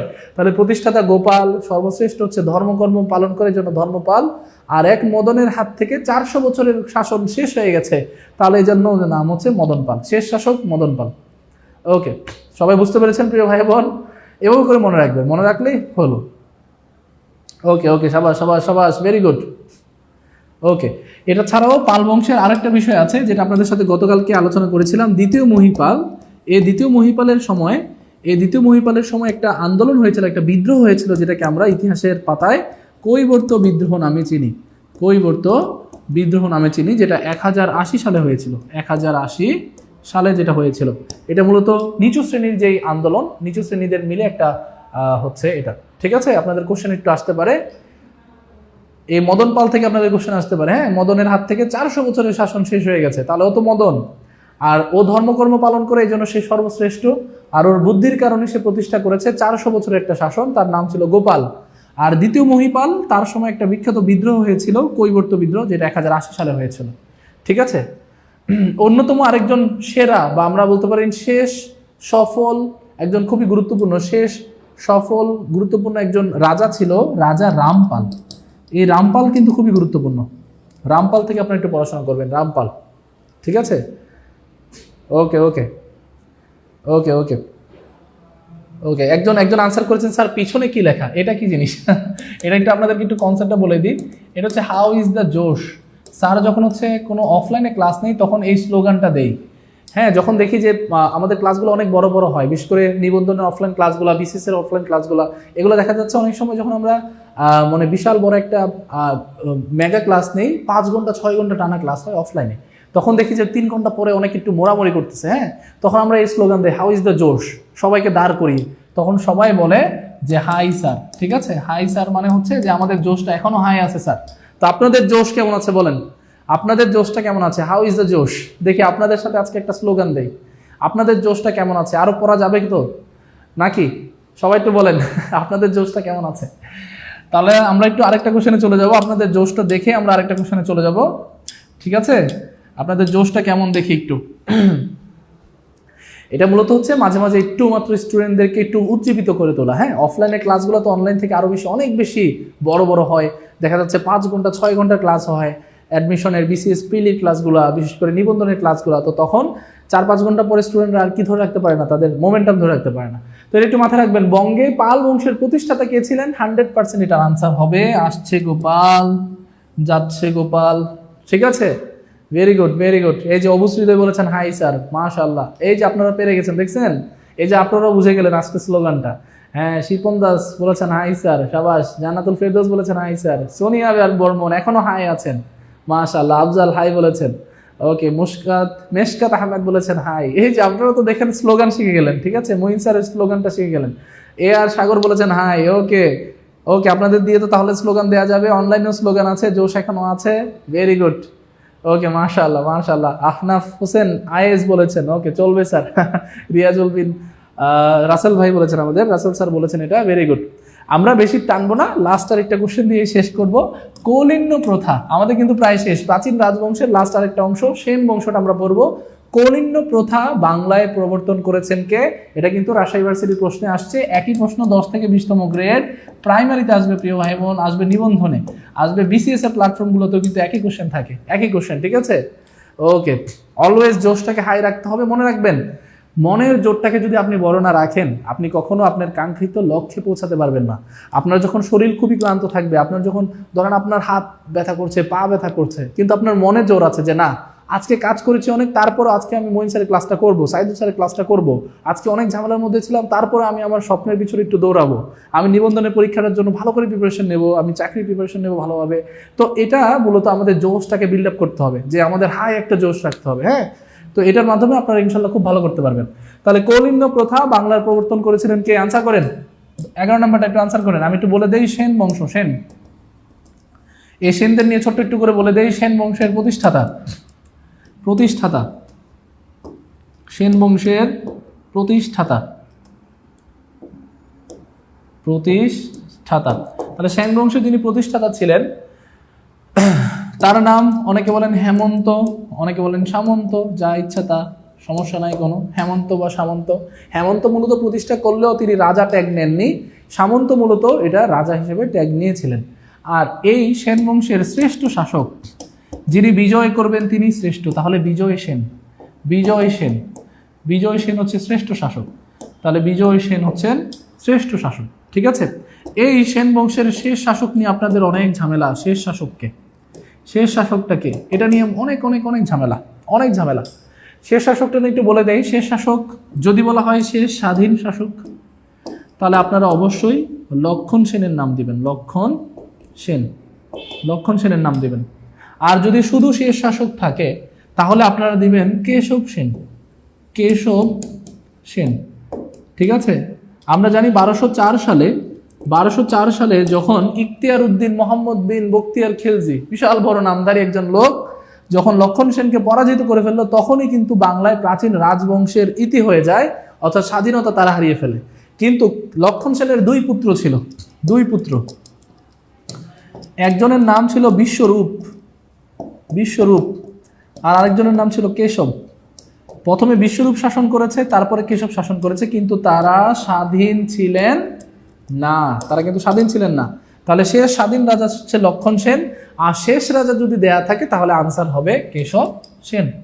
আর আমাদের কৌলিন্য প্রথা, এই কৌলিন্য প্রথাটা চালু করেছিল অন্যতম একজন নেতা, তার নাম ছিল বল্লাল সেন। তাহলে প্রিয় ভাই ও বোন, প্রিয় আমাদের স্যাররা, সবাই ক্লিয়ার কিনা একটু বলেন তো? সবাই ক্লিয়ার কিনা বলেন? ওকে, প্রিয় স্যাররা সবাই একটু বলবেন আপনারা ক্লিয়ার কিনা। অল ডান বলেন, অল ডান। প্রাচীন রাজবংশ ডান বলেন, প্রাচীন রাজবংশ ডান বলেন সবাই। আলহামদুলিল্লাহ, সবাই বলেন আলহামদুলিল্লাহ। প্রাচীন রাজবংশ ডান, সবাই একটু বলেন প্রাচীন রাজবংশ ডান। তাহলে সেন পর্যন্ত আমরা পড়বো। এগুলো থেকে বাড়তি কোনো কোশ্চেন এখন পর্যন্ত প্রিভিয়াস ইয়ারের কোশ্চেনে দেখেন আপনি এর থেকে গভীর থেকে খুঁটে কোনো কোশ্চেন করে নাই, কারণ এগুলো থেকে তেমন একটা কোশ্চেন খুব কম আসে, আর যেগুলো আসে সেগুলো আপনাদের সামনে আলোচনা করেছি। ঠিক আছে। ওকে প্রিয় ভাই বোন, সবাই একটু বলবেন। ওকে, এবার আপনাদের জন্য যেটা আমাদের প্রতিদিনের মতো আজকেরও আয়োজন, সেটা হচ্ছে আমাদের ক্লাসটা আপনাদের কেমন লেগেছে একটা ফিডব্যাক নেওয়া। ঠিক আছে। এবং এই প্রশ্নগুলো থেকে আসলে আপনারা কি পারবেন কিনা সেটার একটা ফিডব্যাক নেওয়া। আপনারা এই ফিডব্যাকটা অবশ্যই দিবেন যে ক্লাসটা কেমন লেগেছে, আপনাদের ক্লাসটা কেমন লাগে, সেটার উপরে কিন্তু মূলত আমাদের আরো কিছু দেওয়ার অনুপ্রেরণা আসে। এত ছোট্ট করে আপনাদের কিছু বোঝানোর চেষ্টা আছে। ঠিক আছে। একজন ভাই বলেছেন অদ্ভুত সাগর এবং দান সাগর। হ্যাঁ, দুইটা গ্রন্থ আছে, বল্লাল সেনের দুইটা গ্রন্থ, একটা নাম হচ্ছে দান সাগর, একটা নাম হচ্ছে অদ্ভুত সাগর, আসতে পারে এগুলা। তাহলে এবার একটু দেখেন ক্লাসটা কেমন লেগেছে, আপনারা একটু জানাবেন। আর আপনাদের এই বিষয়গুলো একবার করে রিভিশন দিলে, একটু বই ঘাটলে, একটু এমসিকিউ গুলো চেক করলে এগুলো ঝামেলাগুলো ক্লিয়ার হয়ে যাবে। ঠিক আছে। আজকে মূলত আমরা বিস্তারিতভাবে পড়েছি আমাদের জনপদ, প্রাচীন রাজবংশ এবং আমাদের ছোট যে টপিকটা ছিল প্রাচীন অঞ্চলের নেগ্রিটো, অস্ট্রিক, দ্রাবিড়, এগুলা। ঠিক আছে। অল ডান ইনশাল্লাহ। আলহামদুলিল্লাহ, সবাই বলেছেন, ভেরি গুড। তাহলে এটা যদি ভালো লেগে থাকে তাহলে আপনাদের জন্য আমাদের প্রতিদিনের মতোই আপনাদের কাছে আপনাদের অনুরোধ রক্ষার্থে আমরা কিছু বিষয় নিয়ে এসেছি। যেমন আপনারা প্রতিদিনের মতো কিছু কোর্স আমাদের আছে, যেটা সাইদুল স্যার পেজে আমরা এনরোল করে থাকবো। প্রাইমারি শিক্ষক নিবন্ধনের ফুল কোর্সটা, যে ভাই বোনরা আমাদের সাথে যুক্ত হতে চাচ্ছেন, অথবা যারা 19 থেকে 20তম গ্রেডের চাকরিগুলোতে অথবা 19তম প্রিলিমিনারি যেটা আছে নিবন্ধনের, সেটাতে যারা যুক্ত হতে চাচ্ছেন তাদের জন্য কিন্তু এই কোর্সটা খুবই ফলপ্রসূ হয়ে থাকবে। এই কোর্সটা সারা জীবন আপনি করতে পারবেন। অর্থাৎ ধরেন আপনি আজকে চাকরিতে আছেন, চাকরিতে থেকে আসার সময় আপনি লেট হয়ে গেছে, লাইভ ক্লাসটা অ্যাটেন্ড করতে পারেননি, এটা রেকর্ডেড থাকবে, আপনি জুম ইন জুম আউট করে কার্ড সিট করে আপনি দেখতে পারবেন। পাশাপাশি এটাতে প্রতি ক্লাসের শেষে এক্সাম নেওয়া হবে, এক্সামের ব্যবস্থা আছে, এবং প্রতিটি ক্লাসের যারা যুক্ত হবেন আমাদের এই কোর্সের সাথে তাদের কিন্তু 1200 টাকা সমমূল্যের হাইলাইটস লেকচার শিট বলেন এটাকে দেওয়া হবে। ঠিক আছে। এবং এই হাইলাইটস বা লেকচার শিটগুলো এত সুন্দরভাবে সাজানো আলহামদুলিল্লাহ, যে এগুলো আপনার চাকরি পাওয়ার ক্ষেত্রে অনেক অনেক অনেক বেশি কার্যকরী হিসেবে এটা অনেক বেশি পরিচিত হবে ইনশাআল্লাহ। ঠিক আছে। তাহলে আপনারা যারা এটাতে যুক্ত হতে চাচ্ছেন একটু কষ্ট করে আজকের কোর্স ফিটা একটু খেয়াল করেন। যারা প্রাইমারিতে শিক্ষক নিয়োগে যুক্ত হতে চাচ্ছেন তাদের জন্য 3,500, 19 থেকে 20তম গ্রেডে যারা আছেন বা 19তম প্রিলিতে যারা যুক্ত হতে যাচ্ছেন তাদের জন্য 3,500 টাকা। কিন্তু প্রতিদিনই স্যার কিন্তু একটা লাইভে অফার দেই। গতকালকে একটা লাইভ অফার দিয়েছিলাম, আজকে সাইদুল স্যার নাই, আজকে আমি নিজের দিক থেকে একটা অফার আপনাদেরকে দিয়ে দিচ্ছি। সেটা হচ্ছে লাইভ চলাকালীন সময়ে যারা যুক্ত হবেন, এই লাইভ চলাকালীন সময়ে যারা যুক্ত হচ্ছেন বা যারা আজকে ভর্তি হবেন তাদের জন্য মাত্র 3,500 টাকা না, মাত্র 1599। আচ্ছা 99 না, যান 1590। তাহলে এই যে 1590 যেটা দিয়ে আপনি ধরেন একবেলা ভালো নাস্তা বা একটা ভালো রেস্টুরেন্টে খেতে গেলে এখন 1500-2000 টাকা লাগে, ভালো একটা জামা কিনতে গেলে। তো একটা জামা নাই কিনলাম, একটা রেস্টুরেন্টে নাই খেলাম, একটা কোর্স করে ফেলি যেটা আমাদের আগামী সারা জীবনের একটা সম্পদ হয়ে থাকবে। এবং এই কোর্সটার মাধ্যমে আপনি প্রাইমারিতে, আপনি নিবন্ধনে, আপনি অথবা 10তম 20তম গ্রেডের যে কোনো একটা কোর্স কিনলেই সেই অঞ্চলটাতে আপনি একজন দক্ষ একজন স্টুডেন্ট হিসেবে থাকবেন। ঠিক আছে, ওকে।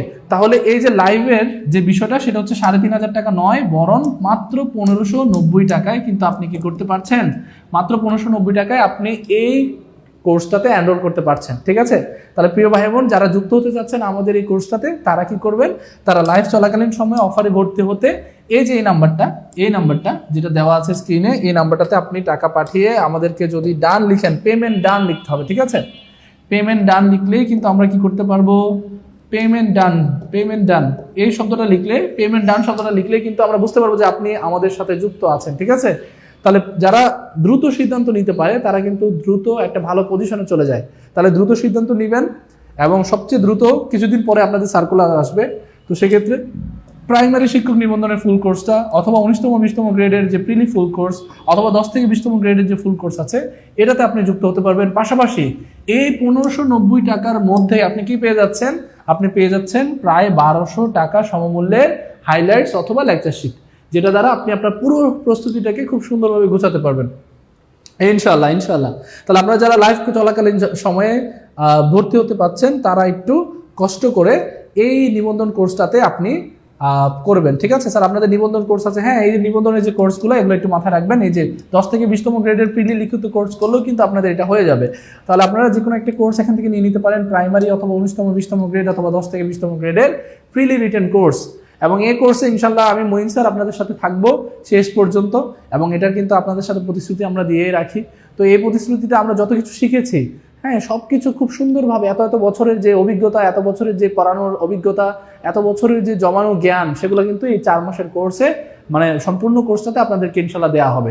এবং এটা আপনাদের আজীবনের একটা সম্পদ হবে, কারণ ক্লাসগুলো রেকর্ডেড থাকবে, আপনি রেকর্ডেড ক্লাসগুলো জুম ইন করে দেখতে পারবেন। ঠিক আছে, তো প্রিয় ভাই বোন লাইভ চলাকালীন সময়ে আপনারা দ্রুত আজকে যারা ভর্তি হচ্ছেন অবশ্যই একটু করে আপনারা কি করবেন, 1590 টাকায় আপনাদের ভর্তি হতে পারবেন। এগুলো কিন্তু বেড়ে যাবে। ঠিক আছে, এগুলো কিন্তু সামনে যখন নিবন্ধন শুরু হয়ে যাবে বা আপনাদের কোর্সের যখন আপনারা দেখবেন যে আপনাদের বিজ্ঞাপন প্রকাশিত হয়ে গেছে, তখন কিন্তু আপনারা দেখবেন এটার দাম অনেক বেশি বেড়ে যাবে, কারণ ওই সময়টাতে আমাদের স্টুডেন্ট সীমিত আকারে নিয়ে আমরা কোর্সগুলোকে দ্রুত চালু করব।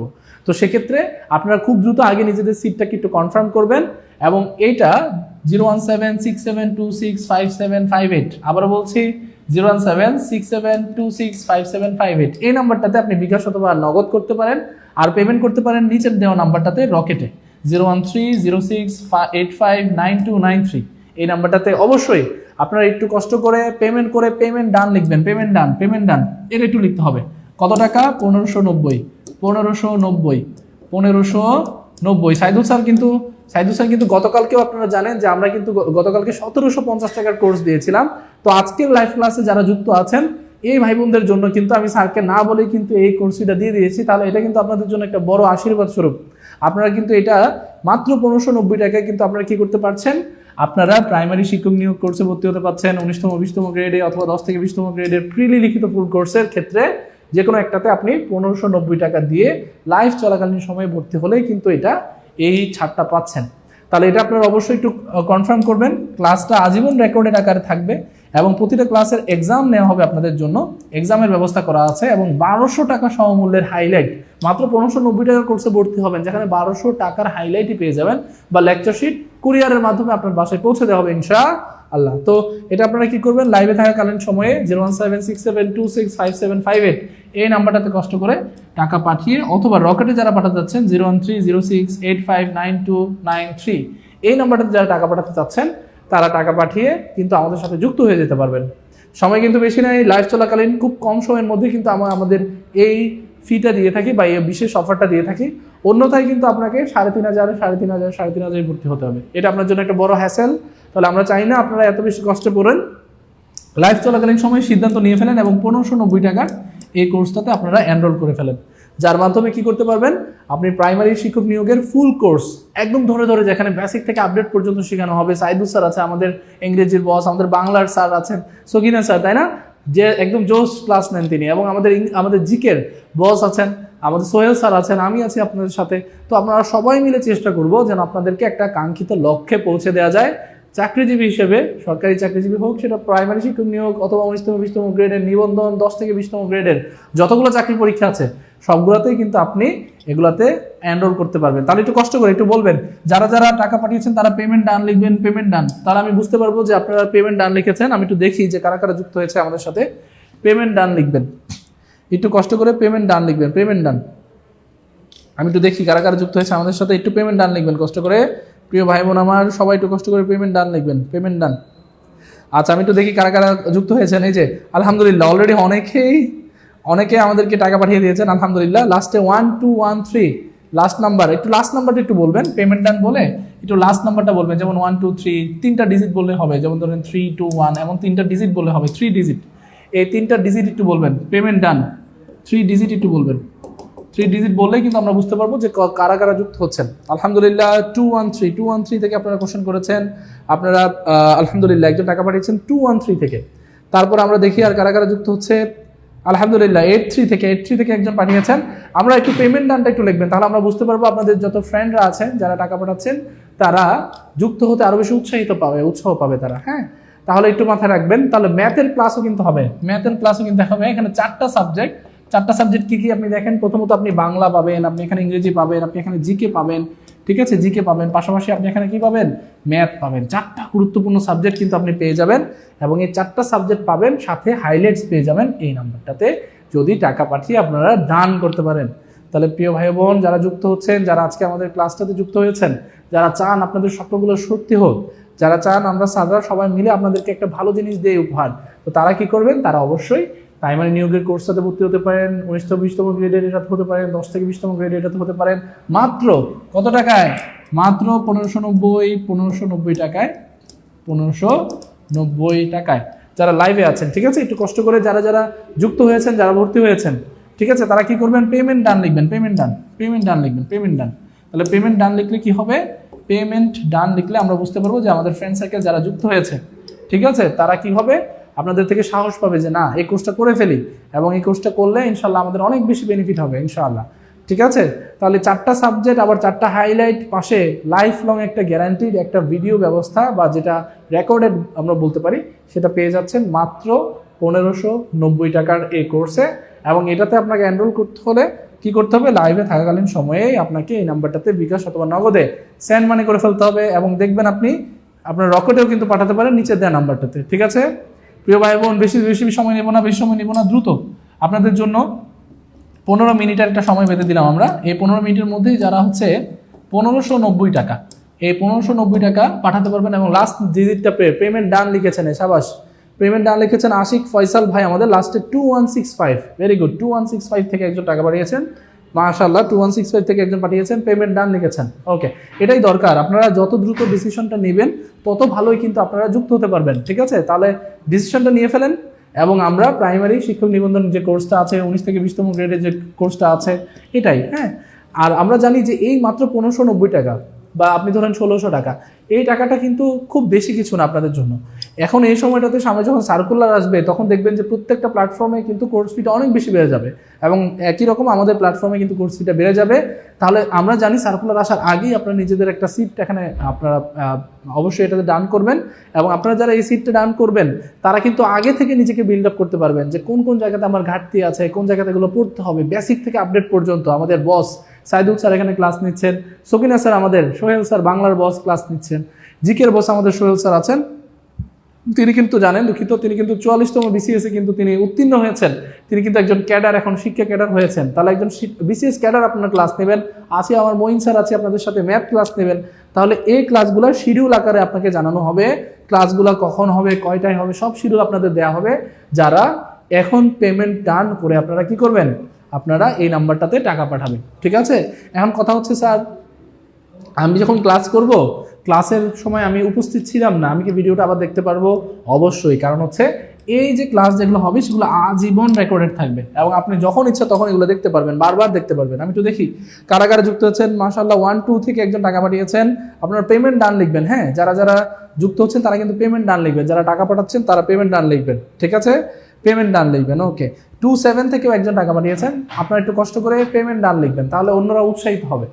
আর অন্যরা উৎসাহিত হলেই কিন্তু সবাই মিলে আমরা কি করতে পারবো, একটা বড় প্ল্যাটফর্মে বড়ভাবে একটা সুন্দর আয়োজন করতে পারবো। তাহলে আপনারা একটু কষ্ট করে প্রাইমারি শিক্ষক নিবন্ধনে যারা স্বপ্ন লালন করছেন যে একজন শিক্ষক হবেন, একটা খুবই মহান পেশা, 19তম নিবন্ধনে যারা প্রিলি ফুল কোর্স করতে যাচ্ছেন, অথবা 10 থেকে 20তম গ্রেডে যারা প্রিলি লিখিত কোর্স করতে যাচ্ছেন, এই 3500 টাকা বাদ মাত্র লাইফ চলাকালীন সময় ভর্তি হলে 1590 টাকায় কিন্তু আপনি যে কোনো একটা কোর্সে ভর্তি হতে পারছেন।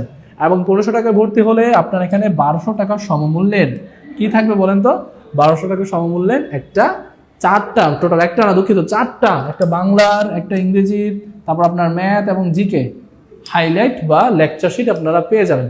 তাহলে লাস্ট 10 মিনিট আপনাদের জন্য বরাদ্দ দেওয়া হলো। এই 10 মিনিটের মধ্যে যারা যুক্ত হবেন তাদের জন্য কিন্তু অফার প্রাইসটা থাকবে, অন্যথায় থাকবে না। আর আপনারা অবশ্যই পেমেন্ট ডান লিখবেন, পেমেন্ট ডান লিখবেন প্রিয় ভাই বোন, পেমেন্ট ডান লিখবেন। তাহলে পেমেন্ট ডান লিখলে কিন্তু মাত্র 1590 টাকা আপনি এই কোর্সটা করতে পারছেন আজকের বিশেষ অফারে। যেহেতু আমি আছি, সাইদুল স্যার নেই, আমি আপনাদেরকে 1590 টাকায় দিয়ে দিলাম। গতকালকেও কিন্তু আমরা 1750 টাকা কোর্স ছিল, তো আজকের কোর্সটা ফিটা মাত্র 1590 টাকা, এবং 10 মিনিট সময়ের মধ্যে আপনি যদি পেমেন্ট করতে পারেন তবে কিন্তু এটা আপনি পেয়ে যাচ্ছেন। একটু দ্রুত সিদ্ধান্ত নেবেন। আর যারা যারা যুক্ত হচ্ছেন বা যারা আমাদেরকে টাকা পাঠাচ্ছেন তারা কি করবেন, কষ্ট করে একটু, ভেরি গুড, আমি একটু দেখি কারা কারা। আলহামদুলিল্লাহ, আরো দুজন পাঠিয়েছেন, একজন হচ্ছে 84 থেকে পাঠিয়েছেন এবং 77 থেকে। আপনারা যারা পাঠাচ্ছেন, আপনারা যদি পেমেন্ট ডান না লিখেন তাহলে কিন্তু আপনাদেরকে এই কোর্সটাতে বা আপনাদেরকে এনরোল করাতে আমরা একটু কষ্ট হবে। তো আপনারা একটু কষ্ট করে পেমেন্ট ডান লিখে দেবেন, লাইভের মধ্যেই পেমেন্ট ডান লিখে দেবেন, যেন আপনাদের ভাই বোনেরা সবাই উৎসাহিত হয় এবং এই কোর্সটাতে তারা এনরোল করতে পারে। তাহলে 10 মিনিট সময়ের মধ্যে খুব দ্রুত 1590 টাকার এই কোর্সটাতে এনরোল করে ফেলেন, খুবই দ্রুত। এনরোল করলে আপনারা কি পাচ্ছেন, আবারও বলছি, একদম ক্লাসটা আজীবন থাকবে রেকর্ডেড, প্রতিটা ক্লাসের পরে এক্সামও নেওয়া হবে, এবং 4টা বিষয়ের প্রায় 1200 টাকা সমমূল্যের হাইলাইট আপনাদেরকে দেওয়া হবে। হাইলাইট কিন্তু আপনার দেখুন, হাইলাইট কি, হাইলাইট মানে লেকচার শিট, একটা খুবই সুন্দর গোছালো লেকচার শিট, ঠিক আছে? ওকে ওকে ওকে ওকে ওকে ইনশাল্লাহ প্রত্যেকটা ক্লাসেরই কিন্তু আপনাদের কিন্তু এখানে রেকর্ডেডগুলো, স্লাইডগুলো বা যেখানে আমরা ক্লাসগুলো নিয়েছি, ক্লাসগুলো খুব সুন্দরভাবে গোছানো আকারে থাকবে, যে সিক্রেট গ্রুপে আপনাদের ক্লাসগুলো হবে। তো সেখানে আপনি যখন ইচ্ছা তখন আপনি যতবার ইচ্ছা ততবার দেখতে পারবেন, এবং বারবার দেখে আপনার প্রস্তুতিটাকে আরও বেশি শানিত করতে পারবেন। মনে করেন একটা লেকচার যদি লাইভ চলাকালীন পরে এটা অফ হয়ে যায় বা এটা ডিলিট হয়ে যায়, অনেকগুলো প্ল্যাটফর্ম এগুলো করে যে ডিলিট করে দেয়, যেন আরেকবার তাদেরকে নতুন করে কোর্স করতে হয়। আমরা এটা করব না, বরং একটা ক্লাসই একবার কোর্স করে কিন্তু আপনি এটা আজীবনের সম্পদ হিসেবে রেখে দিতে পারবেন। তাহলে প্রিয় ভাই বোন, এটা একটু ভালো করে একটু পড়ার চেষ্টা করেন, দেখেন কোন কোন ঝামেলাটা আছে, কোন জায়গাটাতে আপনি বুঝতে পারছেন না, বা প্রাইমারি শিক্ষক নিয়োগটাতে আপনার হলে আপনি 1590 টাকায় কিন্তু ভর্তি হতে পারছেন। আমি আবারও বলি, 19 থেকে 20তম গ্রেডেও কিন্তু 1590 ভর্তি হতে পারছেন, আপনি 10 থেকে 20তম গ্রেডেও কিন্তু 1590 টাকায় ভর্তি হতে পারছেন। তাহলে এত বড় একটা খুবই গুরুত্বপূর্ণ একটা আপনাদের জন্য একটা অফার আছে। এই অফারটা আপনি কষ্ট করে যদি এনরোল করতে পারেন তাহলে কিন্তু এটা আপনার একটা সম্পদ হিসেবে, আপনার সারা জীবনে একটা অর্জন হিসেবে থাকবে। তাহলে প্রিয় ভাই বোন, বেশি দেরি না করে আমাদের লাস্ট সময়টাতে 1590 টাকার এই কোর্স ফিটা, 1590 টাকার এই কোর্স ফিটা আপনারা নিয়ে ফেলেন। এবং যারা পেমেন্ট ডান লিখছেন তারা কিন্তু 3 ডিজিট বলে দিবেন, লাস্টের 3 ডিজিট বলে দিবেন, যেন অন্যরা উৎসাহিত হয়, ঠিক আছে? একটু 3 ডিজিট বলে দেবেন। আমি একটু দেখি কারা কারা যুক্ত হয়েছে। আলহামদুলিল্লাহ, লাস্ট কত যেমন দেখেছিলাম 77, আলহামদুলিল্লাহ। 87 থেকে একজন টাকা পাঠিয়েছিলেন, 55 থেকে একজন পাঠিয়েছেন, এবং পাঠিয়েছেন 48 থেকে আলহামদুলিল্লাহ নগদে পাঠিয়েছেন। তাহলে আপনারা একটু কষ্ট করে এই জায়গাটাতে একটু পেমেন্ট ডান এবং আপনাদের লাস্ট 3 ডিজিটটা বলে দেবেন। লাস্ট 5 মিনিট আপনাদের জন্য বরাদ্দ দেওয়া হলো, 5 মিনিটের মধ্যে যারা দিবেন তারাই কিন্তু এই অফারটা পাবেন, অন্যথায় আপনারা কিন্তু এই অফারটা থেকে বঞ্চিত হবেন। তাহলে পেমেন্ট ডান লিখে ফেলেন, যারা যারা নতুন যুক্ত হচ্ছেন তারা পেমেন্ট ডান লিখে ফেলেন, এবং পরবর্তীতে আমরা কিন্তু এই অফারটা আর দেবো না।